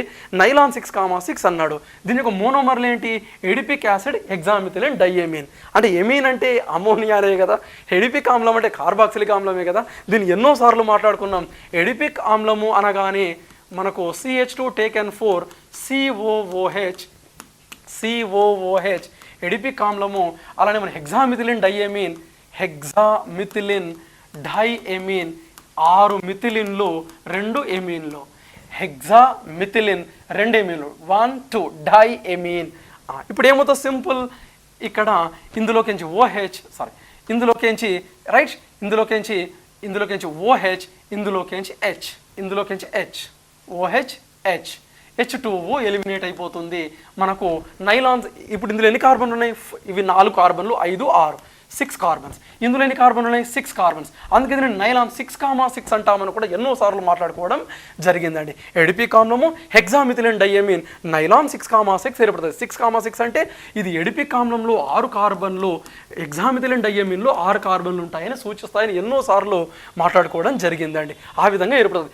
ఇదే రియాక్షన్ను ఇంకొక ప్యాటర్న్లో అడిగిండండి. అంతే, ఇంకేం కొత్తది ఏం కాదు క్వశ్చన్. రైట్, చూద్దాం. ఇప్పుడు చూడండి మనకు రైట్, ఇప్పుడు చూడండి, ఇప్పుడు ఇక్కడ COOH ఉందండి. COOH అంటే ఇక్కడ OH. ఇప్పుడు NH3లో ఎవరు ఉంటారు? NH3లకించి ఇక్కడ H, ఈ OH ఈ H మైనస్ H2O వెళ్ళిపోయిందండి. ఇక మిగిలింది ఏంటండి? X ఇక్కడ రాస్తున్నాను మిత్రమా, చూడండి C6H5CONH2 అండి. ఇంతేనా మిత్రమా? సింపుల్. ఇప్పుడు OH ఇందులోకి OH ఇందులోకి H వెళ్ళిపోయింది, HOH H2O వెళ్ళిపోయింది. అంటే ఇక్కడ మిగిలింది ఏంది? HOగా NH3 ఉంది, HOగా ఏం మిగులుతుంది? NH2. అదే రసం, దీన్ని అమైడ్ అంటారండి. అమైడ్ సింపుల్ అండి. ఇక ఇప్పుడైతే చూడండి, ఇప్పుడు ఇది X అండి, ఇది X. ఈ Xని మనం ఇతను ఏం చేశాడట? P2O5ని దీనిపైన పంపించాడట. P2O5 అంటే ఫాస్ఫరస్ పెంటాక్సైడ్ అండి. అంటే ఇది ఒక నిర్జలీకరణి, డీహైడ్రేటింగ్ ఏజెంట్. మనం మాట్లాడుకున్నాం, కాటన్ పత్తి పైన లేకుంటే చక్కెర పైన సల్ఫ్యూరిక్ ఆమ్లాన్ని పోసామనుకోండి నల్లగా మారిపోతుందని మాట్లాడుకున్నాం. అది ఒక డీహైడ్రేటింగ్ ఏజెంట్ అండి. ఇప్పుడు P2O5 కూడా డీహైడ్రేటింగ్ ఏజెంట్ అండి. ఇప్పుడు దీని పైకి పంపించగానే ఏమవుతుందంటే సింపుల్, అంటే నీళ్లను తీసేస్తుందండి, నీళ్లను తీసేస్తుంది అంతే. ఇప్పుడు చూడండి, ఇక్కడ మనకు నీళ్లను తీసేస్తుంది. అంటే ఇప్పుడు ఇక్కడ ఈ మాలిక్యూల్లో నీళ్ళు ఎక్కడ ఉన్నాయి మనకు అర్థం కావడానికి నేను మెకానిజం చెప్పకుండా డైరెక్ట్గా ఇది H2O తీసేయండి. మిగిలింది ఏంటి? C6H5CN. అంతేనా అండి? P2O5 నిర్జలీకరణి అండి, డీహైడ్రేటింగ్ ఏజెంట్ అండి. H2O తీసేయండి. మిగిలింది ఏంటి? C6H5CO వెళ్ళిపోయింది, H2 వెళ్ళిపోయింది, N మిగిలింది. ఆన్సర్ అయిపోయింది. P2O5 నిర్జలీకరణ అండి, డీహైడ్రేటింగ్ ఏజెంట్ అంతే. అంటే ఇక్కడ H2O తీసేయండి, H2O తీసేయండి, C6H5CN అయిపోయింది. మనము ఫీనైల్ సైనైడ్ లేకుంటే నైట్రైల్ అని చెప్తూ ఉంటాం. ఫస్ట్ ఆప్షన్ రైట్ అండి. అంటే ఈ నైలాన్ 6,6 2016లో క్వశ్చన్ వచ్చింది, 2018లో క్వశ్చన్ వచ్చింది అని కూడా మనం మాట్లాడుకోవడం జరిగింది. అయితే మరి దీని మీద ఇంకొక విధంగా క్వశ్చన్ తయారు చేయాలి కదా. అంటే మరి ఆల్రెడీ 2016-2018లో మోనోమర్ యూనిట్ల గురించి అడగడం జరిగింది. మరి ఏ విధంగా క్వశ్చన్ తయారు చేయాలనో తెలియక ఎగ్జామినర్ ఈ కొత్త రూపాన్ని ఎంచుకున్నాడండి. మనకు ఈ COOH NH3 కాబట్టి OH H మనకు NH2 ఏర్పడుతుంది, అమైడ్ ఏర్పడుతుంది. అమైడ్లోంచి మనం వాటర్ని తీసేస్తే మనము H2O వెళ్ళిపోతే P2O5 ఈ విధంగా మనం C6H5CN. అంటే మనకు అర్థం కావడానికి ఇలా చెప్పుకోవచ్చు అండి. దీనికి ఒక మెకానిజం ఉంటుంది, అదంతా మనకు అవసరం లేదు. H2O వెళ్ళిపోతే H2O వెళ్ళిపోతుంది. ఈ విధంగా ఫస్ట్ ఆప్షన్ రైట్ అండి. ఈ విధంగా మనం మాట్లాడుకోవడం జరిగిందండి. నైలాన్ 6,6 అన్నది ఒక పాలి అమైడ్ వర్గానికి చూడండి యాసిడ్ దీని పేరేంది? ఎడిపిక్ ఆమ్లము, ఎమీన్ ఆమ్లము, ఎమీన్ అమైడ్ ఏర్పడుతుంది అని మాట్లాడుకోవడం జరిగింది. పాలీ అమైడ్ చూడండి, ఫస్ట్ అమైడ్ ఏర్పడుతుంది, CONH2 అమైడ్. ఆ విధంగా దీని కింద చూడండి, దీని కిందనే రాసుకున్నాం ఒక పాయింట్. ఇంతకుముందు క్వశ్చన్ మాట్లాడింది బెకలైట్, నోవలాక్ అనే పాలిమర్లు ఫీనోలిక్ రెజిన్కి చెందినటువంటి పాలిమర్లు అని మనం టేబుల్ కింద రాసుకుంటాం ఈ స్టేట్మెంట్లను. మనకి ఈ స్టేట్మెంట్కి ముందు క్వశ్చన్ తయారు చేయడం జరిగింది మిత్రమా. రైట్, అంటే ఈ విధంగా మనకు రైట్. ఇక్కడ ఆన్సర్ ఏంటండి? First option. రైట్, నెక్స్ట్ ఇది చూద్దాం. ఇది కూడా కొత్త క్వశ్చన్ ఏం కాదు. ఇప్పుడు చూడండి, ఈ 19 క్వశ్చనే 20 క్వశ్చన్ అండి. కొత్త క్వశ్చన్ కానే కాదు, ఇది దాదాపు సేమ్. కొత్త క్వశ్చన్ కానే కాదు అసలు ఇది. చూద్దాం. ఇప్పుడు చూద్దాం, the following reactions X, Y are respectively. అదే క్వశ్చన్ ఇంకా వేరే విధంగా అడిగిండండి, అంతే పాపం. ఇప్పుడు చూడండి, ఫస్ట్ రియాక్షన్ ఏమి ఇచ్చాడు? RCOOH. దీనికి ఏమి కలిపితే మనకు RCONHR వస్తుందట అని అడిగాడు. సింపుల్ అండి. RCOOH ఫస్ట్ చెప్పండి, అమైడ్ కదా. RCONH2 అంటే అమైడ్ కదా, ఇది యాసిడ్. ఆమ్లానికి ఏమి కలిపితే అమైడ్ వస్తుంది? ఇప్పుడే మాట్లాడాం.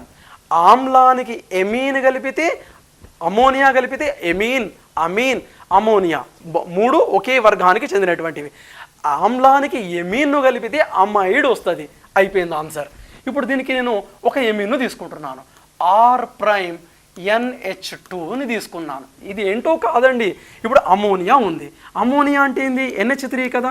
అంటే NH3 అంటే పిరమిడల్ ఆకారం. మనం మాట్లాడుకోవడం జరిగింది పిరమిడల్ ఆకారం అని.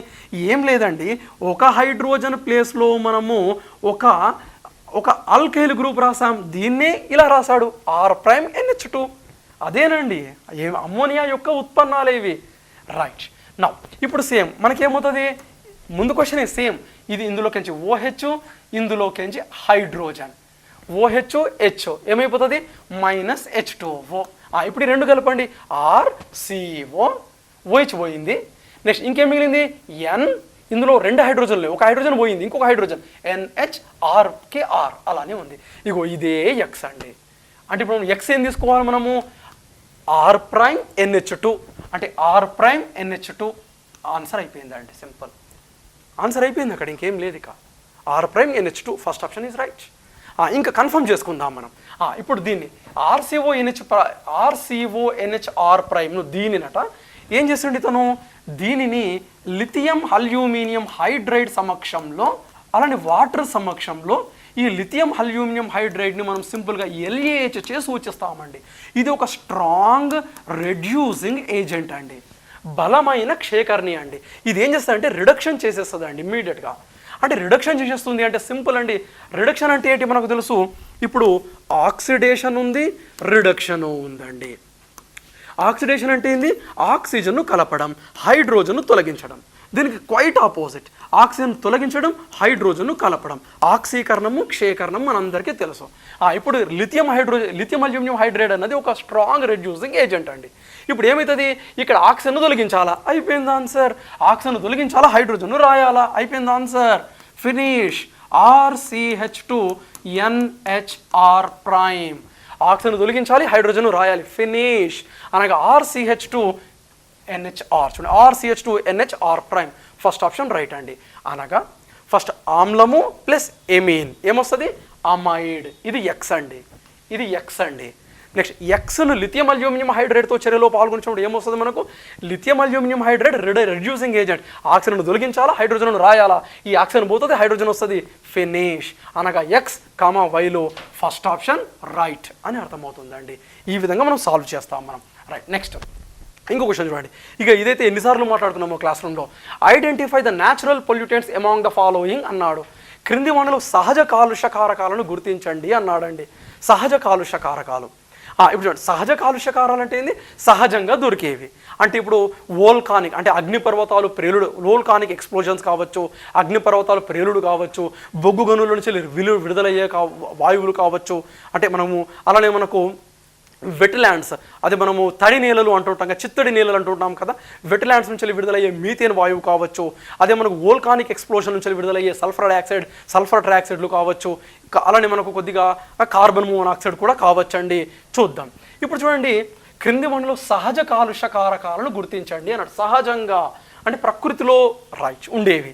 ఇప్పుడు చూడండి, ఇక్కడ సి ఆప్షన్ చూడండి, పెస్టిసైడ్స్ అన్నాడు, నాశనులు అంటారు. ఈ పెస్టిసైడ్స్ అన్నవి ప్రకృతిలో ఉండవండి. మనము తయారు చేసుకొని మన క్రాప్ అవుట్పుట్ పెంచడానికి మనము గడ్డి మందులుగా పెస్టిసైడ్స్ను ఉపయోగిస్తున్నాం. ఇవి మనము తయారు చేసుకొని ఎన్విరాన్మెంట్లోకి యూజ్ చేస్తున్నాం కాబట్టి ఇవి చాలా హార్మ్ఫుల్ అని కూడా మనకు తెలుసు. వీటిని మనము కంటామినేట్ మలినాలు అని కూడా అంటాం మనము. అంటే ఈ చీడనాశకులు పెస్టిసైడ్స్ అన్నవి నేచర్లో ఉండవు. అంటే సి లేనిది చూడండి మిత్రమా, సింపుల్. ఇందులో సి ఉంది, ఆన్సర్ కాదు. ఇందులో సి ఉంది, ఆన్సర్ కాదు. ఇందులో సి ఉంది, ఆన్సర్ కాదు. 1 to 4 రాంగ్. అంటే రిమైనింగ్ థర్డ్ ఆప్షన్ అయిపోయింది ఆన్సర్. ఇంకా చూద్దాం చూడండి. ఇప్పుడు చూడండి ఇంకా మిగతా. ఇప్పుడు మనకు తెలుసు మూత్రము, యూరిన్ అన్నది మనకు సహజ కాలుష్యకారకమే కదండి. మరి ఈ ఎక్కడ ఉందో చూద్దాం. ఇందులో ఈ లేదు కాబట్టి రిమూవ్. అదే ఇందులో ఈ లేదు కాబట్టి ఇది రిమూవ్. అంటే ఈ రెండిట్లలో వచ్చేసినాం మనం. అంటే ఆన్సర్ ఈజీగా. అలా అయినా మనము ఇవి చూడండి ఇక్కడ క్లియర్గా ఇచ్చాడు కాస్మోటిక్ ప్రోడక్ట్స్ అని. సరే ఇక్కడ ఓవరాల్గా మనకు కొన్ని రకాల ఖనిజాల నుండి మెర్క్యూరీ రిలీజ్ అవుతుందండి. వర్షం పడ్డప్పుడు ఈ భూ పొరల్లో ఉన్నటువంటి మెర్క్యూరీ వర్షపు నీటి ద్వారా కలిసి మెర్క్యూరీ పొల్యూషన్గా మారుతుంది. అంటే ఇది ఒక సహజ పొల్యూషన్ అండి. అనగా కార్బన్ మోనాక్సైడ్ ఒక సహజ పొల్యూషన్ అండి. అలా అంటే మనకు సాధారణంగా కార్బన్ మోనాక్సైడ్ మనకు చాలా దగ్గర ఇప్పుడు వోల్కానిక్ ఎక్స్ప్లోషన్ నుంచి కార్బన్ మోనాక్సైడ్ విడుదలవుతుందండి. అంటే అలానే మనకు లెడ్ మెర్క్యూరీ అండి, అలానే మనకు యూరిన్ అండి. అంటే ABE అండి, అనగా ABE థర్డ్ ఆప్షన్. మరి ఇక్కడ మిగతా చూడండి, ఇక్కడ కాస్మోటిక్ సౌందర్య అంటే ఇది మనము తయారు చేసుకున్న మన అవసరాల నిమిత్తం. అంటే డి ఉండొద్దు అని అర్థమవుతుంది. ఇగో ఇలా డి ఉంది, తీసేసాయి. ఇందులో డి ఉంది, తీసేసాయి. రైట్. అంటే 2A అంటే ఒక ఆప్షన్ ద్వారా కూడా మనం ఆన్సర్ని గుర్తుపట్టవచ్చు. అంటే థర్డ్ ఆప్షన్ రైట్ అండి. ఎందుకంటే కాస్మోటిక్ ప్రోడక్ట్స్ అనేది మనం తయారు చేసుకున్నది, పొల్యూషనే మనం తయారు చేసుకున్నది. ఇప్పుడు మనం మాయిశ్చరైజింగ్ క్రీమ్ పెట్టుకుంటాం, హైడ్రోక్వినోన్ అనే మాయిశ్చరైజింగ్ క్రీమ్ పెట్టుకుంటాం. మళ్ళీ ఫేస్ వాష్ చేసుకునేటప్పుడు ఆ వాటర్లో ఈ హైడ్రోక్వినోన్ అనేది కలుస్తుంది. కలిసి మన సింక్ నుంచి మన ఇంటి ముందు డ్రైనేజ్ నుండి అలానే వాటర్ రిజర్వాయర్ లాస్ట్కి సముద్రాల్లోకి వెళ్ళి మనకు వాటర్ పొల్యూషన్కి కారణమవుతుందండి. ఆ విధంగా మనం ఫేస్ పౌడర్ కావచ్చు, మనం ఉపయోగించే డియోడ్రెంట్స్ కావచ్చు, మనం స్నానం చేసినప్పుడు మళ్ళీ అవన్నీ మనం వాడే సోప్ కావచ్చు, పొటాషియం స్టీరైడ్ కావచ్చు, మనం అదే బట్టలు ఉతుకోవడానికి ఉపయోగించే సోడియం స్టీరైడ్ కావచ్చు, అదే మనము మిథిలిన్ క్లోరైడ్ అనే షాంపూని యూజ్ చేస్తాం, ఆ షాంపూలు కావచ్చు. ఇవన్నీ కూడా మనకు కృత్రిమ కాలుష్యకారకాలు అంటాం. మనము నేచర్లోకి ఇంజెక్ట్ చేయబడినది. We are pumping into the environment. వీటిని మనం మాట్లాడుకోవడం జరిగింది క్లాస్ రూమ్లో. సరే ఇక్కడ ఓవరాల్గా ఆన్సర్ ఏంటంటే ABE మాత్రమే. రైట్. నౌ ఇక్కడ మన క్లాస్ రూమ్లో మాట్లాడుకోవడం జరిగింది ప్రైమరీ పొల్యూటెంట్స్, సెకండరీ పొల్యూటెంట్స్, ఇదిగో పెస్టిసైడ్స్ అనే అంశం మాట్లాడుకోవడం జరిగింది. పెస్టిసైడ్స్ సాధారణంగా సూక్ష్మజీవ నాశని అని చెప్తూ ఉంటాం మనము. వ్యవసాయ రంగంలో మనకు మొక్కలకు వచ్చినటువంటి వ్యాధులను తీసేయడానికి ఎండ్రిన్, ఆల్డ్రిన్, రైట్, అలానే గెమాక్సిన్, లిండిన్ చాలా మాట్లాడుకోవడం జరిగింది. పెస్టిసైడ్స్, ఇన్సెక్టిసైడ్స్, కాలుష్యకారకాలు రకాలు, primary, secondary, biodegradable, non biodegradable, smog, photochemical, classical smog, right, అలానే మనకు రైట్ ఇలా మనము gaseous pollutants, air pollutants, particulate pollutants, వాయు కాలుష్యకారకాలు, కణ కాలుష్యకారకాలు అంటే మనం వీటన్నిటి గురించి మాట్లాడుకోవడం జరిగింది. రైట్. నౌ నెక్స్ట్ చూడండి, ఇదైతే మనకు వాటర్ ప్యూరిఫికేషన్ మీద అడిగిండండి. మనం త్రాగే నీటిలో ఏ మూలకాలు ఎంతెంత గాఢతలో ఉండాలని ఒక టేబుల్ ఫార్మేటే రాసుకుంటాము. నల్గొండ పద్ధతి ద్వారా కూడా ఏ విధంగా ఎక్సెస్ ఫ్లోరిన్ను రిమూవ్ చేయడానికి ఇది కూడా రాసుకోవడం జరిగింది క్లాస్ రూమ్లో. అంటే ఇక్కడ సాధారణంగా మనం ఎలా ఉంటుందంటే జనరల్ బిట్ అండి ఇది చూడండి. నోటికి అంటే ఓరల్గా మనం డిస్కస్ చేస్తుంటాం. మురుగు నీటిలోని పెద్ద చిన్న కణాలను వడపోత మరియు ద్వారా అవసాధన అనగానే మనం కొద్దిగా ఇదేంట్రా నాయన అనుకోవద్దు, ఇంగ్లీష్ వర్డ్ చూడాలా, ఈజీగా ఉంటుంది. శుద్ధి చేసే భౌతిక పద్ధతి ఏది అని అన్నాడు. సింపుల్, ప్రైమరీ అండి. Simple. Physical treatment of large and small particles from sewage through filtration and sedimentation is called as primary. అంటే ఇక్కడ సింపుల్, మనకు వాటర్ ప్యూరిఫికేషన్లో 3 స్టెప్స్ ఉంటాయి సార్. అదే 3 స్టెప్స్ అనొచ్చు, లేకుంటే దాన్ని 3 స్టెప్స్ అనొచ్చు, 3 దశలు అనొచ్చు. అది ఒకటి primary treatment, secondary treatment, tertiary treatment. Quaternary treatment ఉండదు సార్. ఇక వీడు 4 ఆప్షన్, ఎగ్జామినర్కి 4 ఆప్షన్లు ఉండాలి కాబట్టి క్వాటర్నరీ ట్రీట్మెంట్ పెట్టిండు, అది ఉండదు సార్. రైట్. 3 ట్రీట్మెంట్లు ఉంటాయి, అదే 4 ఆప్షన్లు ఉండాలి కాబట్టి రైట్. ఇవన్నీ క్లాస్ రైట్. నా ప్రైమరీ, సెకండరీ, టెర్షరీ 3 ఉంటాయి. ఏం చేయాలా? ఫస్ట్ ఈ డ్రైనేజీ వాటర్ ఇక్కడి నుంచి వస్తుందండి. డ్రైనేజీ వాటర్ ఇక్కడి నుంచి వస్తుంది. ఫస్ట్ ఏం చేస్తాం మనము, ఒక పెద్ద నెట్ని పెడతాం, అంటే ఒక మెష్ డోర్ లాంటిది. మనం మస్కిటోలు రాకుండా మెష్ డోర్ ఉంటుంది కదా, చిన్నటి దోమ తెర అంటారు కదా, అలాంటి ఒక మెష్ డోర్ ఉంటుందండి. ఇప్పుడు ఇందులోకించి పెద్ద పెద్ద కర్ర ముక్కలు కానీ, ప్లాస్టిక్ వాటర్ బాటిల్స్ కానీ, చెప్పులు కానీ, కట్టెలు కానీ, ఇంకేమైనా పెద్ద పెద్దవి ఉన్నాయంటే ఇక్కడ అన్నీ ఆపివేయబడతాయి. దీనినే ప్రైమరీ ట్రీట్మెంట్ అంటారండి. సింపుల్. దీన్ని కొన్ని రోజులు స్టోర్ చేస్తారు ఇక్కడ నీళ్ళని. స్టోర్ చేసినప్పుడు ఏమవుతుందంటే కొన్ని డెన్సర్ పార్టికల్స్, అధిక సాంద్రత ఉన్నవన్నీ కిందికి వచ్చేస్తూ ఉంటాయి. దాన్ని సెడిమెంటేషన్ అంటారు. మరి కొన్ని లైట్ వెయిట్ పార్టికల్స్ ఉంటాయి, అంటే ఇప్పుడు థర్మకోల్ లాంటివి, అవి పైన వచ్చి దీని ద్వారా ఆపివేయబడతాయి. దీన్ని అంటే ఇప్పుడు బయటకు వచ్చేవి కొద్దిగా ఇలాంటి పెద్ద పెద్ద పార్టికల్స్ లేకుండా, అంటే పెద్ద పెద్ద కణాలు ఏమీ లేకుండా మంచి అంటే కొద్దిగా ప్యూరిఫై చేయబడినటువంటి నీళ్ళు వస్తూ ఉంటాయి. దీనినే ప్రైమరీ ట్రీట్మెంట్ అంటారండి. ఆ తర్వాత ఈ నీళ్ళకి ఏం చేస్తారంటే కొన్ని అంటే దీన్ని ఫస్ట్ ఏమంటారంటే, ఫస్ట్ ఈ ప్రైమరీ ట్రీట్మెంట్లో రెండు ఉంటాయి. దీన్ని మనం ఫిల్టరేషన్ అనొచ్చునండి. మనం ఫిల్టరేషన్ అలానే కొద్ది రోజులు స్టోర్ చేస్తారు కాబట్టి దీనిని సెడిమెంటేషన్ అని కూడా అనొచ్చు. ఫిల్టరేషన్, సెడిమెంటేషన్ ప్రైమరీ ట్రీట్మెంట్లో ఉంటాయండి, ప్రాథమిక శుద్ధిలో. ఆ తర్వాత వచ్చినటువంటి ఇది ఫస్ట్ ట్రీట్మెంట్ అయిపోయాక ఇక్కడికి వచ్చినటువంటి నీళ్లను ఏం చేస్తారంటే మనకు దీన్ని సెకండరీ ట్రీట్మెంట్ అంటారండి. దీన్ని కొద్దిగా ఏరేషన్ అని కూడా చెప్తారు. ఈ సెకండ్ ట్రీట్మెంట్కి ఒక పేరు ఏరేషన్ అంటారు. దీన్ని మనం బయోటెక్నిక్ మెథడ్ అని కూడా చెప్తామండి. అంటే అంటే ఇందులో ఏం చేస్తారంటే ఏరోబిక్ బ్యాక్టీరియాను పంపిస్తారండి. ఏరోబిక్ బ్యాక్టీరియా ఏం చేస్తుందంటే ఇందులో ఉన్నటువంటి కొన్ని పదార్థాలు, ఇప్పుడు ఫర్ సపోజ్ మనము మిథిలిన్ క్లోరైడ్ అనే షాంపూను పెట్టుకున్నాం, పొటాషియం స్టీరేట్ అనే బాడీ సోప్ను పెట్టుకున్నాం, సోడియం స్టీరేట్ అనే వాషింగ్ సోప్ను యూజ్ చేస్తాం, హైడ్రోక్వినోన్ అనే మనము మాయిశ్చరైజింగ్ క్రీములు పెట్టాం. అలానే మనకు సాధారణంగా మనకు ఎసిటోన్ అనే నెయిల్ పాలిష్ని యూజ్ చేస్తాం, టోలిన్ అనే నెయిల్ పాలిష్ రిమూవర్ని యూజ్ చేస్తాం. ఇవన్నీ మనం స్నానం చేసినప్పుడు మళ్ళీ నీళ్ళ ద్వారా కలిసి ఇప్పుడు ఈ జలాశయంలోకి వస్తాయి కదా. ఇందులో ఉన్నటువంటి ఈ మెటీరియల్ అంతా, ఇప్పుడు ఈ మెటీరియల్ని మనం ఏమంటారంటే మనము పీసీఎస్ అంటారు, పాలీక్లోరినేటెడ్ పీసీబీస్ అంటారండి. పీసీబీస్ పాలీక్లోరినేటెడ్ బైఫీనైల్ కాంపౌండ్స్ అంటారు, పీసీబీస్ అంటారు. అంటే ఇలాంటి కర్బన పదార్థాలు. ఇప్పుడు మనం అన్నం తిన్న తర్వాత చేతులు కడిగేసుకున్నాం, ఆ చేతి కొద్దిగా పెరుగు ఉంటుంది, కొద్దిగా ఆయిల్ ఉంటుంది, కొద్దిగా అన్నం ఉంటుంది, అవన్నీ కూడా ఎక్కడికి వెళ్తాయి? ఈ డ్రైనేజీ వాటర్లోకి వెళ్తాయి. అందులో ఉన్నటువంటి కర్బన పదార్థాలను ఇక్కడ ఏరోబిక్ బ్యాక్టీరియాను ఉపయోగించి వాటిని అంతా డిస్ట్రాయ్ చేసేస్తారు. అంటే సూక్ష్మజీవులను ఉపయోగించి చేస్తారు. అందుకే దీనిని జీవ సంబంధిత దశ అని చెప్తూ ఉంటారు. ఇది సెకండ్ స్టెప్ అండి. ఇక దీని తర్వాత మనకు థర్డ్ స్టెప్లోకి వెళ్తామండి. ఇక ఇది చాలా కొద్దిగా ఎక్కువ ఖర్చుతో కూడుకుందండి. ఇందులో ఏం చేస్తారు అంటే మనం ఈ టెర్షరీ ట్రీట్మెంట్లో కెమికల్స్ను యూజ్ చేస్తారు. అంటే ఈ వాటర్లో ఉన్నటువంటి నైట్రోజన్ను కానీ ఫాస్ఫరస్ క్వాంటిటీలను కానీ ఒక్కసారిగా తగ్గించే ప్రయత్నం చేస్తారు కొన్ని కెమికల్స్ను ఉపయోగించండి. ఆ విధంగా మనకు 3 స్టెప్స్ ద్వారా జరుగుతుందండి. ఆ తర్వాత ఈ విధంగా బయటకు వచ్చినటువంటి నీళ్లను మళ్ళీ జలాశయాల్లోకి కలుపుతారండి. ఆ జలాశయాల్లో భూమిలోకి ఇంకిపోతాయి, లేకుంటే అక్కడ ఉంటాయి. దీని నుంచి మళ్ళీ మనకు ఆ ప్యూరిఫికేషన్ సెంటర్కి వెళ్ళిపోతాయండి, వాటర్ బోర్డ్కి. ఆ విధంగా మనం 3 స్టెప్స్ ప్రాసెస్. 4th స్టెప్ ఉండదు సార్, క్వాటర్నరీ ట్రీట్మెంట్ ఉండదు. ఓన్లీ మనం 1, 2, 3 ట్రీట్మెంట్స్ అని చెప్పవచ్చు. అంటే క్వాటర్నరీ ట్రీట్మెంట్ సపరేట్ అండి. మనము ఇంట్లో ఉపయోగించుకునే ప్యూరిఫైర్లలో యూజ్ చేస్తారు దానిని, అది ఇక్కడ యూజ్ చేయమను. అంటే ఇక్కడ మనకు మెయిన్గా పెద్ద చిన్న కణాలను, అంటే పెద్ద పెద్ద కర్రలను వాటర్ బాటిల్స్లను ఇట్లాంటి వాటర్ బాటిల్స్ ఇక్కడనే ఆపివేయడానికి ఉపయోగించేది ప్రాథమిక శుద్ధి అంటారండి. ప్రైమరీ ట్రీట్మెంట్ అంటారు. ఫస్ట్ ట్రీట్మెంట్ ఇదండి. ఇందులో ఒక మెష్ డోర్ను ఉపయోగిస్తారు. పెద్ద పెద్ద కణాలని ఇక్కడనే ఆపివేయబడతాయి. ఆ విధంగా ఫిల్టరేషన్ యూజ్ చేస్తారండి. సెకండ్ స్టెప్ ఏంటండి, మనకు ఏరోబిక్ బ్యాక్టీరియా ద్వారా ఇందులో కరిగి ఉన్నటువంటి కర్బన పదార్థాలను డిస్ట్రాయ్ చేస్తారు.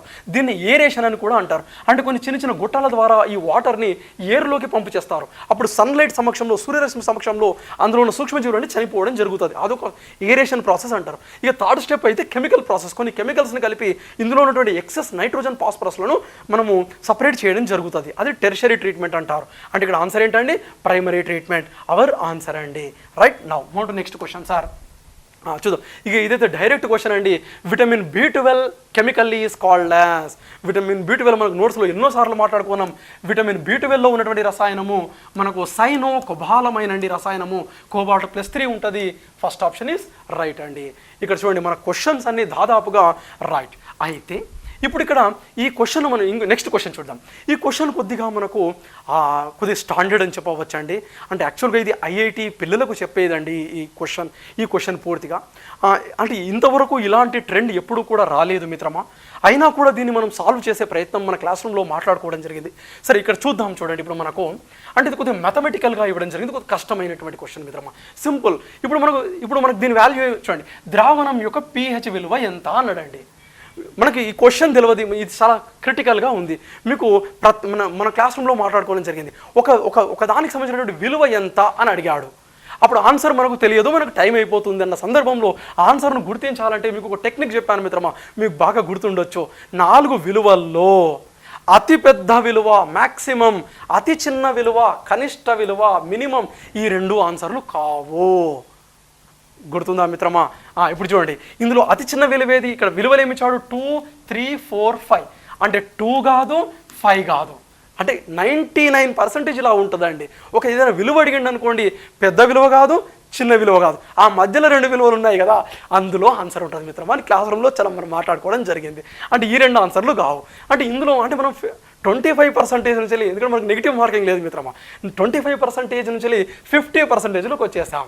ఇప్పుడు ఈ రెండిట్లో మరి ఆన్సర్ ఏది సార్ అంటే సింపుల్, రైట్. దీన్ని సాల్వ్ చేసే ప్రయత్నం చేద్దాం సార్ మనం. రైట్, ఆన్సర్ 4 అండి. సరే చూద్దాం.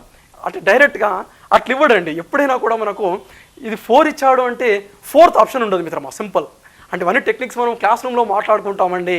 అంటే మనం క్వశ్చన్స్ రాసి బేస్డ్ అపాన్ ద సీనియారిటీ ఎట్లుంటుందంటే, ఇప్పుడు 4th ఆప్షన్కి 4 వాల్యూ రాయకుండా ఏం చేస్తామంటే 4 విలువని 3rd ఆప్షన్గా రాసి 3 విలువను 4th ఆప్షన్గా రాస్తాం. చూడండి, 3 విలువను 4th ఆప్షన్గా, 4 విలువను 3rd ఆప్షన్గా. అంటే పిల్లలు ఎక్కడన్నా కన్ఫ్యూజన్ అయిపోయి ఆన్సర్ సపోజ్ 4 వచ్చింది అనుకోండి, ఫర్ సపోజ్ 4 ఎక్కడ ఇగో ఇక్కడ ఉంది అని చెప్పి ఇక్కడ పెట్టేస్తారండి.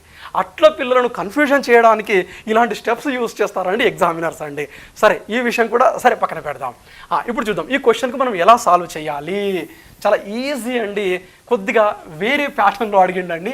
మనం pH పైన కొన్ని క్వశ్చన్స్ చేయడం జరిగింది, pH విలువలను కనుక్కోవడం.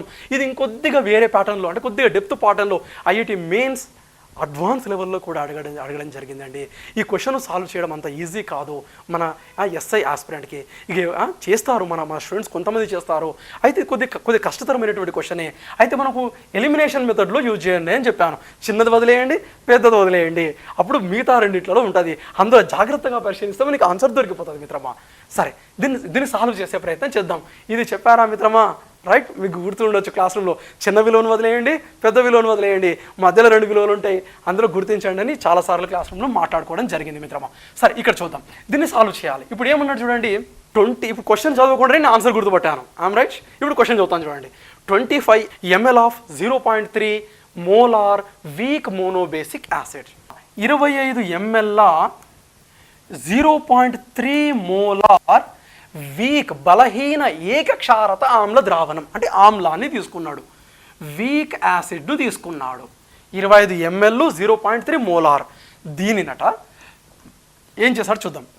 25 ml 25 ml 0.1 మోలార్ NaOH ద్రావణంతో చర్యలో పాల్గొనిపించాడు.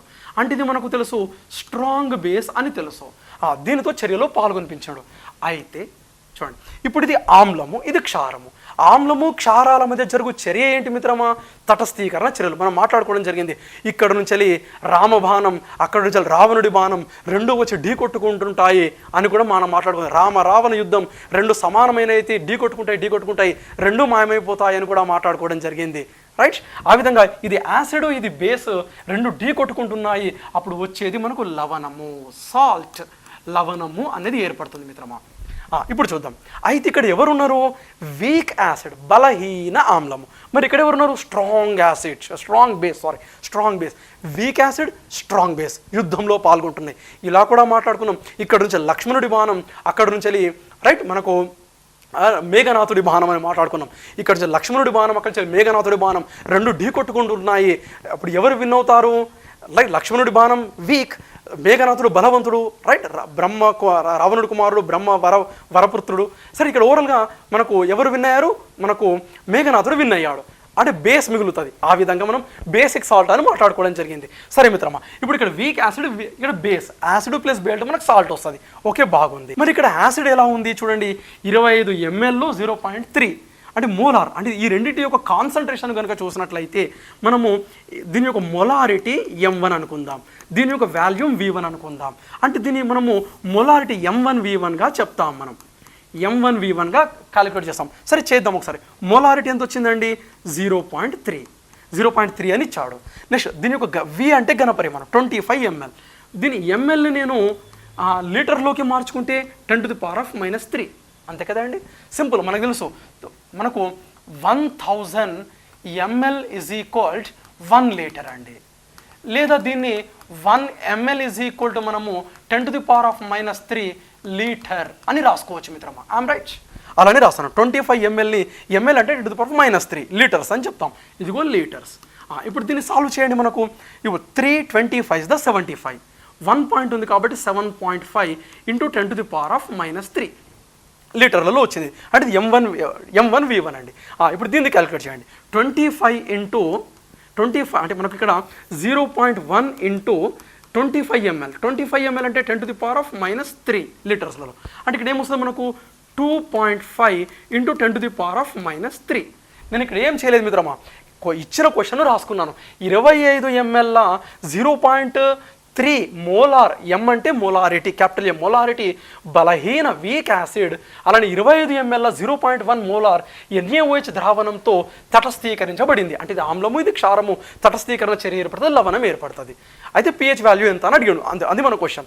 ఇప్పుడు వీక్ యాసిడ్, స్ట్రాంగ్ బేస్, ఇప్పుడు ఈ రెండు కలుస్తున్నాయి. ఇప్పుడు యాసిడ్ యొక్క కాన్సన్ట్రేషన్ ఎంత ఉంది, 7.5 × 10⁻³ బేస్ యొక్క కాన్సన్ట్రేషన్ ఎంత ఉంది, 2.5 × 10⁻³ చూడండి. ఇప్పుడు ఈ రెండు రద్దుపరుచుకుంటాయి.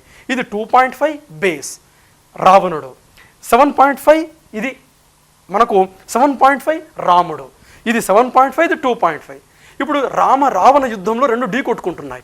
అంటే 2.5 ఇది 7.5 రద్దుపరచుకోవడమే. ఎంత రద్దుపరుచుకుంటుంది, ఇందులో ఉన్న 2.5 ఇందులో ఉన్న 2.5 క్యాన్సిల్ చేసేస్తుంది.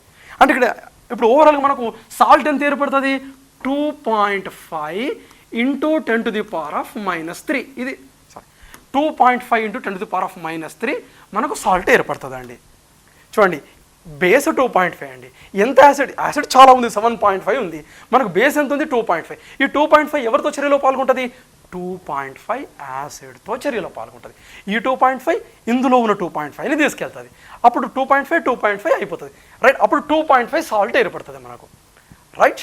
ఇప్పుడు ఇక్కడ 2.5 వెళ్ళిపోగా మనకు రిమైనింగ్ ఎంత ఉందండి, ఇక్కడ రిమైనింగ్ మనకు ఎంత ఉంది చూడండి, రైట్. రిమైనింగ్ ఇందులో 2.5 వెళ్ళిపోతే మనకు మిగిలింది 5 × 10⁻³ అంటే ఇది మిగిలింది మనకు రిమైన్. అంటే ఏం మిగిలింది మనకు, యాసిడ్ మిగిలింది.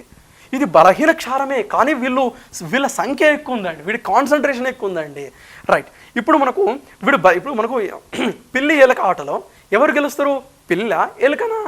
అంటే మనకు చూడండి, మనకు ఎలుక పిల్లి, టామ్ అండ్ జెర్రీ అంటాం మనం. అందులో ఎవరు గెలుస్తారు, ఎలుకనే గెలుస్తుంది. కారణం దానికి, అంటే ఇప్పుడు పిల్లికి శక్తి ఎక్కువ, ఎలుకకు శక్తి తక్కువ, కానీ ఎవరు గెలుస్తారు, ఎలుకనే గెలుస్తుంది. కారణం ఏంటి, అదే చివరి క్షణం, పిల్లికి దొరికితే అదే చివరి క్షణం అవుతుంది. అంటే ఇక్కడ అది చిన్నగా ఉన్నా దానికి అవసరం ఎక్కువ. అంటే దాని యొక్క ఇక్కడ 0.3 ఉండడం వల్ల దీనికి ఎక్కువ ఉంటుందండి. అంటే ఇందులోకించి 2.5 వెళ్ళిపోగా మిగిలింది ఎంత, 5 రిమైన్స్ ఎంత ఉంది. అంటే రిమైనింగ్ ఏమున్నది, యాసిడ్ ఉంది. యాసిడ్కి మనం pH వాల్యూని కౌంట్ చేయొచ్చు. అదే మనకు అడిగాడు. మనకు ఈ సూత్రం ఒకటి ఉంటుందండి, pH = pKa + log of salt యొక్క కాన్సన్ట్రేషన్ బై యాసిడ్ యొక్క కాన్సన్ట్రేషన్. ఇలా చెప్తారండి. ఇలాంటి తటస్థీకరణ చర్యలకు ఈ సూత్రాన్ని ఉపయోగిస్తారు. pH = pKa + log of salt, concentration of salt by concentration of acid అని చెప్తారు మిత్రమా. ఇప్పుడు ఇందులో సబ్స్టిట్యూట్ చేయాలా అంతే మనం. ఇప్పుడు ఇక్కడ ఇంకోటి చూద్దామండి, రైట్. నా ఇప్పుడు ఇక్కడ Ka వాల్యూ ఇచ్చాడు. ఇప్పుడు నేను pKa కనుక్కుంటా ఫస్ట్. pKa అంటే -log of Ka, -log of Ka. ఇప్పుడు చూద్దాం, -log Ka వాల్యూ ఆల్రెడీ ఇచ్చాడండి, 5.05 × 10⁻⁻5 అని ఇవ్వడం జరిగింది. 5 × 10⁻⁵ అని ఇచ్చాడు. ఇప్పుడు దీన్ని సాల్వ్ చేయాలండి మనం. మైనస్ ఆఫ్ లాగ్ ఏబి అంటే లాగ్ ఏ ప్లస్ లాగ్ బి అని చెప్తాం మనం. లాగ్ ఏ అంటే లాగ్ 5. లాగ్ 5 వాల్యూ ఇచ్చాడండి మనకు 0.7. అన్నీ ఇచ్చేసాడు ఇక్కడనే. లాగ్ 5 అంటే 0.7. ఓకే, బాగుంది. ప్లస్ లాగ్ బి అంటే లాగ్ 10⁻⁻5. -5ని ముందుకు తీసుకొస్తే రైట్ -5. Log 10 base 10 value 1. ఇదండి 0.7 -5. ఇప్పుడు ఇంత 4 ఇప్పుడు ఇక 5లకి 0.7 తీసేస్తే 4.3 మైనస్ ప్లస్ అంటే మైనస్ ఆఫ్ -4.3 అంటే మనకు వాల్యూ ఎంత వచ్చిందండి? 4.3 వచ్చింది. అంటే పీకేఏ వాల్యూ ఎంత? 4.3. Right. Next log of. Next salt concentration. Salt concentration ఎట్లొచ్చింది మనకు? బేస్ ఎంత ఉంది? 2.5. ఇది ఎంత ఉన్నది? 7.5. ఇందులో 2.5, ఇందులో 2.5 సాల్ట్ ఏర్పడ్డది. అంటే సాల్ట్ యొక్క కాన్సన్ట్రేషన్ ఎంత? 2.5 × 10⁻³ అండి. Right. By. Next acid concentration. Acid ఎంత ఉన్నది? మొత్తం 7.5. అందులో 2.5 వెళ్ళిపోయింది ఆల్రెడీ. ఇంకొక 5 మిగిలింది కదా రిమైనింగ్, అదే రాస్తాం ఇక్కడ. రిమైనింగ్ 5 × 10⁻³ దీన్ని సింప్లిఫికేషన్ చేసి వచ్చేది మనకు ఆన్సర్ మిత్రమా. చూద్దాం. 10⁻³ 10⁻³ క్యాన్సర్. నెక్స్ట్ ఇక్కడ మనము పాయింట్ సపోజ్ ఇక్కడ పాయింట్ తీసేస్తే బై 10 రాసుకోవచ్చు మనం. 5 1s దా 5 5s దా అంటే మనకి ఏం మిగిలింది ఇక్కడ? 4.3 ప్లస్ లాగ్ ఆఫ్ 5 × 10⁻⁻1. అంతేనా అండి? 5 × 10⁻⁻1 చేయండి. 4.3 లాగ్ ఏబి లాగ్ ఏ ప్లస్ లాగ్ బి లాగ్ ఏ. లాగ్ ఏ అంటే ఎంత వచ్చింది? లాగ్ 5. లాగ్ 5 వాల్యూ ఇచ్చాడు ఆల్రెడీ. ఎంత? 0.7. లాగ్ బి అండి అంటే లాగ్ బి అంటే ఎంత వచ్చింది? -1. అంతే కదా. ఇప్పుడు దీన్ని ఇలా చేస్తాం కదా, లాగ్ × 10⁻⁻1 లాగ్ × 10⁻⁻1. ఇప్పుడు -1 అనేది ముందుకు వస్తుంది, అప్పుడు +1గా -1 అనేది ఇక్కడ ప్లస్ ఉంది కదా, ఈ -1 అనేది ముందుకు వస్తుంది, అప్పుడు -1 అవుతుంది. ఎందుకంటే లాగ్ 10 బేస్ 10 వాల్యూ 1 మనందరికీ తెలుసు అండి. రైట్. అంటే -1. ఇప్పుడు చేయండి. ఇప్పుడు 1లకి 0.7 తీసేయండి. 4 అంటే ఇది బ్రాకెట్లో వేసుకుందాం. ఇది లాగ్ వాల్యూ అండి. లాగ్ 5 0.7. లాగ్ 10⁻⁻1 -1 ముందు తీసుకొస్తే -1 ఉంటుంది. లాగ్ 10 బేస్ 10 వాల్యూ 1 కాబట్టి 1 అని రాసుకోవచ్చు. అంటే మనకి ఎంత వచ్చింది? 0.3. అంతే కదండి. -0.3. 4.3లకి 0.3 తీసేయండి. ఆన్సర్ ఎంత? 4. ఆన్సర్ వచ్చిందా అండి? 4. ఆ విధంగానండి. అంటే ఇక్కడ ఏం లేదు మిత్రమా, చాలా చిన్న. అంటే ఇక్కడ మిత్రమా ఏంటి అంటే క్వశ్చన్, యాసిడ్ ఇచ్చాడు, ఎక్కువ మనకు ఎక్కువ కాన్సన్ట్రేషన్ ఇచ్చినటువంటి యాసిడ్ ఇచ్చాడు, తక్కువ కాన్సన్ట్రేషన్ ఉన్నటువంటి బేస్ ఇచ్చాడు. రెండు చర్యలో పాల్గొనక సాల్ట్ ఏర్పడుతుంది మిత్రమా. అయితే ఇక్కడ కొద్దిగా యాసిడ్ మిగిలిపోతుంది. ఆ మిగిలిపోయిన యాసిడ్ యొక్క pH వాల్యూ ఎంత అని అడిగాడు. ఆ మిగిలిపోయిన యాసిడ్ యొక్క pH వాల్యూ ఎలా కనుక్కుంటామంటే pH = pKa + log సాల్ట్ యొక్క కాన్సన్ట్రేషన్ బై యాసిడ్ యొక్క కాన్సన్ట్రేషన్ అండి. మనకు Ka వాల్యూ ఇచ్చాడు, log 5 వాల్యూ ఇచ్చాడు, log 2 వాల్యూ ఇచ్చాడండి మనకు. ఆ విధంగా మనం ఈజీగా సింప్లిఫై చేస్తాం మిత్రమా. రైట్. నౌ నెక్స్ట్ క్వశ్చన్ చూడండి.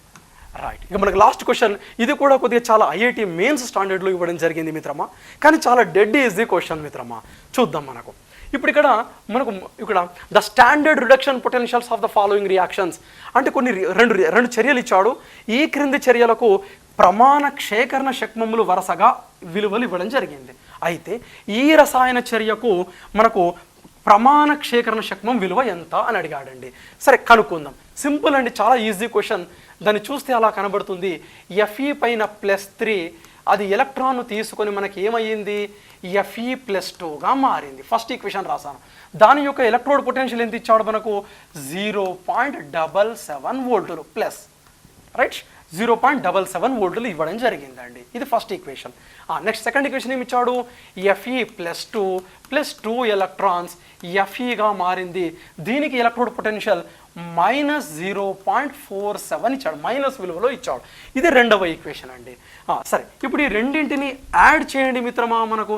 ఈ రెండింటిని యాడ్ చేయండి, మనకి ఏమొస్తుందో చూడండి. Fe+3 ప్లస్ అంటే ఎడమ వైపు అన్నీ కలిపేస్తున్నాను.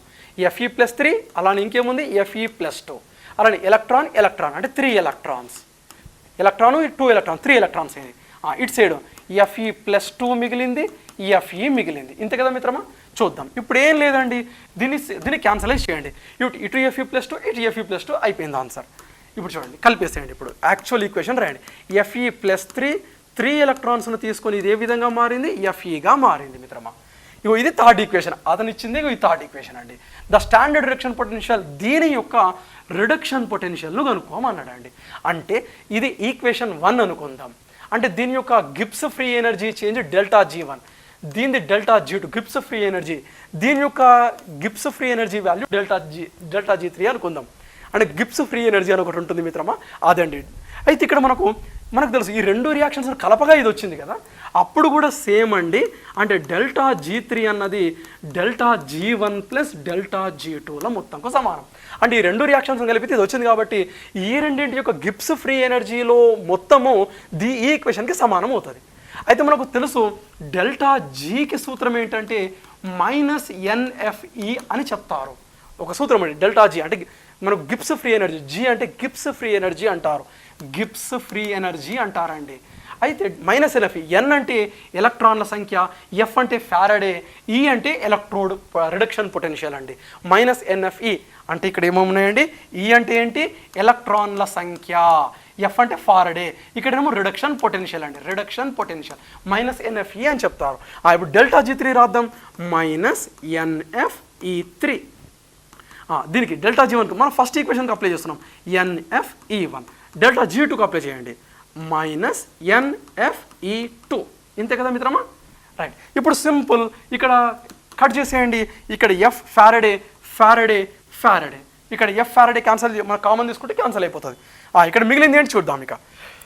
ఇప్పుడు ఇక్కడ ఈ ఫస్ట్ ఈక్వేషన్లో N వాల్యూ ఎంత అంటే ఎన్ని ఎలక్ట్రాన్లు పాల్గొన్నాయి, 1 ఎలక్ట్రాన్ పాల్గొంది కాబట్టి N = 1.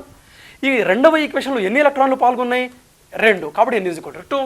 మరి మూడవ రియాక్షన్లో ఎన్ని ఎలక్ట్రాన్స్ పాల్గొన్నాయి, 3, N = 3. అయిపోయింది ఆన్సర్, ఫినిష్. సబ్స్టిట్యూట్ చేసి సింప్లిఫై చేయడమే, ఫినిష్. చూద్దాం.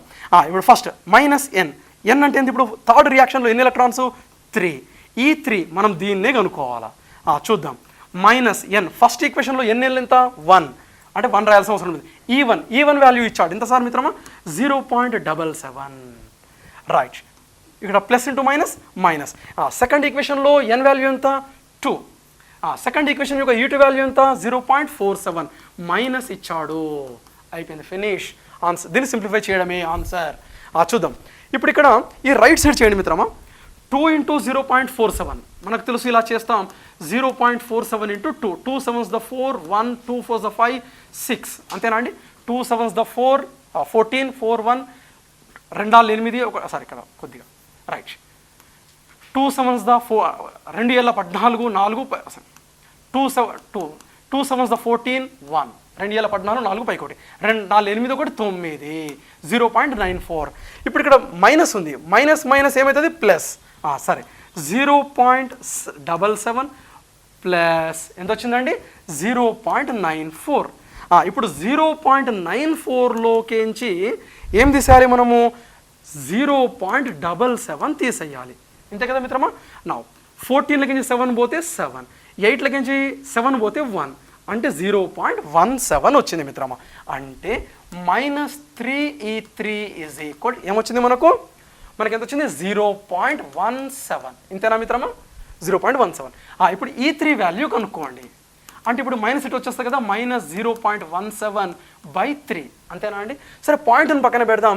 3 5ల 15, అంతే కదా, 3 5ల 15 అంటే 0.05గా ఉంటుంది. మైనస్ ఉంది కదా, 0.05 ఎక్కడ ఉంది, ఆన్సర్ అయిపోయింది. థర్డ్ ఆప్షన్ రైట్, 0.057 మైనస్లో ఉంది కాబట్టి మైనస్. సరే, మనం ఇదంతా చేయొద్దు సార్, నేను డైరెక్ట్గా ఆన్సర్ పెడతా మిత్రమా. అంటే మీకు ఫస్టే చెప్పాను, మనకు 4 విలువలు ఇచ్చినప్పుడు ఒకటే టెక్నిక్ మిత్రమా, ఎంట్రన్స్ టెక్నిక్ మిత్రమా, బేస్డ్ అపాన్ ద సీనియారిటీ మిత్రమా. కొన్ని సంవత్సరాలుగా ప్రీవియస్ ప్రాక్టీస్ క్వశ్చన్స్ రాసిన మీ ఫ్రెండ్గా మాట్లాడుతూ ఉన్నానండి. మనకు 4 విలువలు అడిగాడు అనుకోండి, గరిష్ట విలువ, కనిష్ట విలువలు, అంటే ఒక సైకాలజికల్ థింకింగ్ అండి. అంటే పిల్లల్ని కన్ఫ్యూజ్ చేయడానికి, అంటే ఒక కరెక్ట్ ఆన్సర్ ఆయనకు తెలిసి ఉంటుంది ఎగ్జామినేషన్ క్వశ్చన్ పేపర్ తయారు చేసిన వ్యక్తికి. కాబట్టి ఒకటి దానికన్నా ఎక్కువ విలువిస్తాడు, దానికన్నా కూడా తక్కువ విలువిస్తాడు. అది ఖచ్చితంగా ఉంటుందండి, సైకాలజికల్ థింకింగ్ అండి. కాబట్టి పైన ఒక విలువ, కింద ఒక విలువ, అంటే గరిష్ట విలువ, కనిష్ట విలువలను తీసేయండి. ఆ మధ్యలో 2 విలువలకు రండి. ఇప్పుడు ఇందులో గరిష్ట విలువ ఏది, 0.17 తీసేయండి. కనిష్ట విలువ ఏది, -1.24 తీసేయండి. ఇప్పుడు ఈ రెండిట్లలో ఉందండి. వీళ్ళు ఇక్కడ మైనస్ ఇచ్చాడు, ఇక్కడ ప్లస్ ఇచ్చాడు, ఇది కొద్దిగా కన్ఫ్యూజన్ మిత్రమా. ఆ విధంగా మనకు సింపుల్ మనకు నెట్ రియాక్షన్ ఎప్పుడు మైనస్లో ఉంటుందండి ఎలక్ట్రాన్స్ పరంగా చెప్తే, అంటే -0.057 అంటే థర్డ్ ఆప్షన్ రైట్ మిత్రం.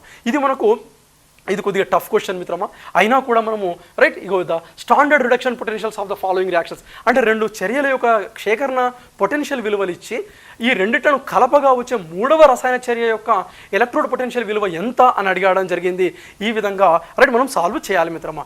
ఈ విధంగా మీరు చూసుండవచ్చు, మనకు వచ్చినటువంటి క్వశ్చన్స్లలో మనం చూసుండొచ్చు, ప్రతి క్వశ్చన్ను మనము రైట్ ప్రీవియస్ క్వశ్చన్స్ మన ప్రతి క్వశ్చన్ చూసుకోవచ్చు, మనకు ఖచ్చితంగా ఒక రెఫరెన్స్, మన రన్నింగ్ నోట్స్ కావచ్చు, మన గ్రాండ్ టెస్ట్లు కావచ్చు, మన మెటీరియల్స్ కావచ్చు, మన క్లాస్ నోట్స్ కావచ్చు, రైట్ ఏదో ఒక మనకు రెఫరెన్స్గా కనబడుతూ ఉన్నాయండి. చూడండి రైట్. కాబట్టి మళ్ళీ ఒకసారి చెప్తుంది Sam institute, actions speaks louder దాన్ వర్డ్స్. కాబట్టి మన షామ్ ఇన్స్టిట్యూట్ మీకు ఇవన్నీ క్వశ్చన్స్ రూపంలో, ప్రాక్టీస్ రూపంలో, ఎగ్జామ్ గ్రాండ్ టెస్ట్ రూపంలో మీ అందరికీ ఇవ్వడం జరిగింది. అవే క్వశ్చన్స్ మనకు రైట్ ఎగ్జామ్లో కనబడడం జరిగిందండి. This is chemistry questions. Thank you very much.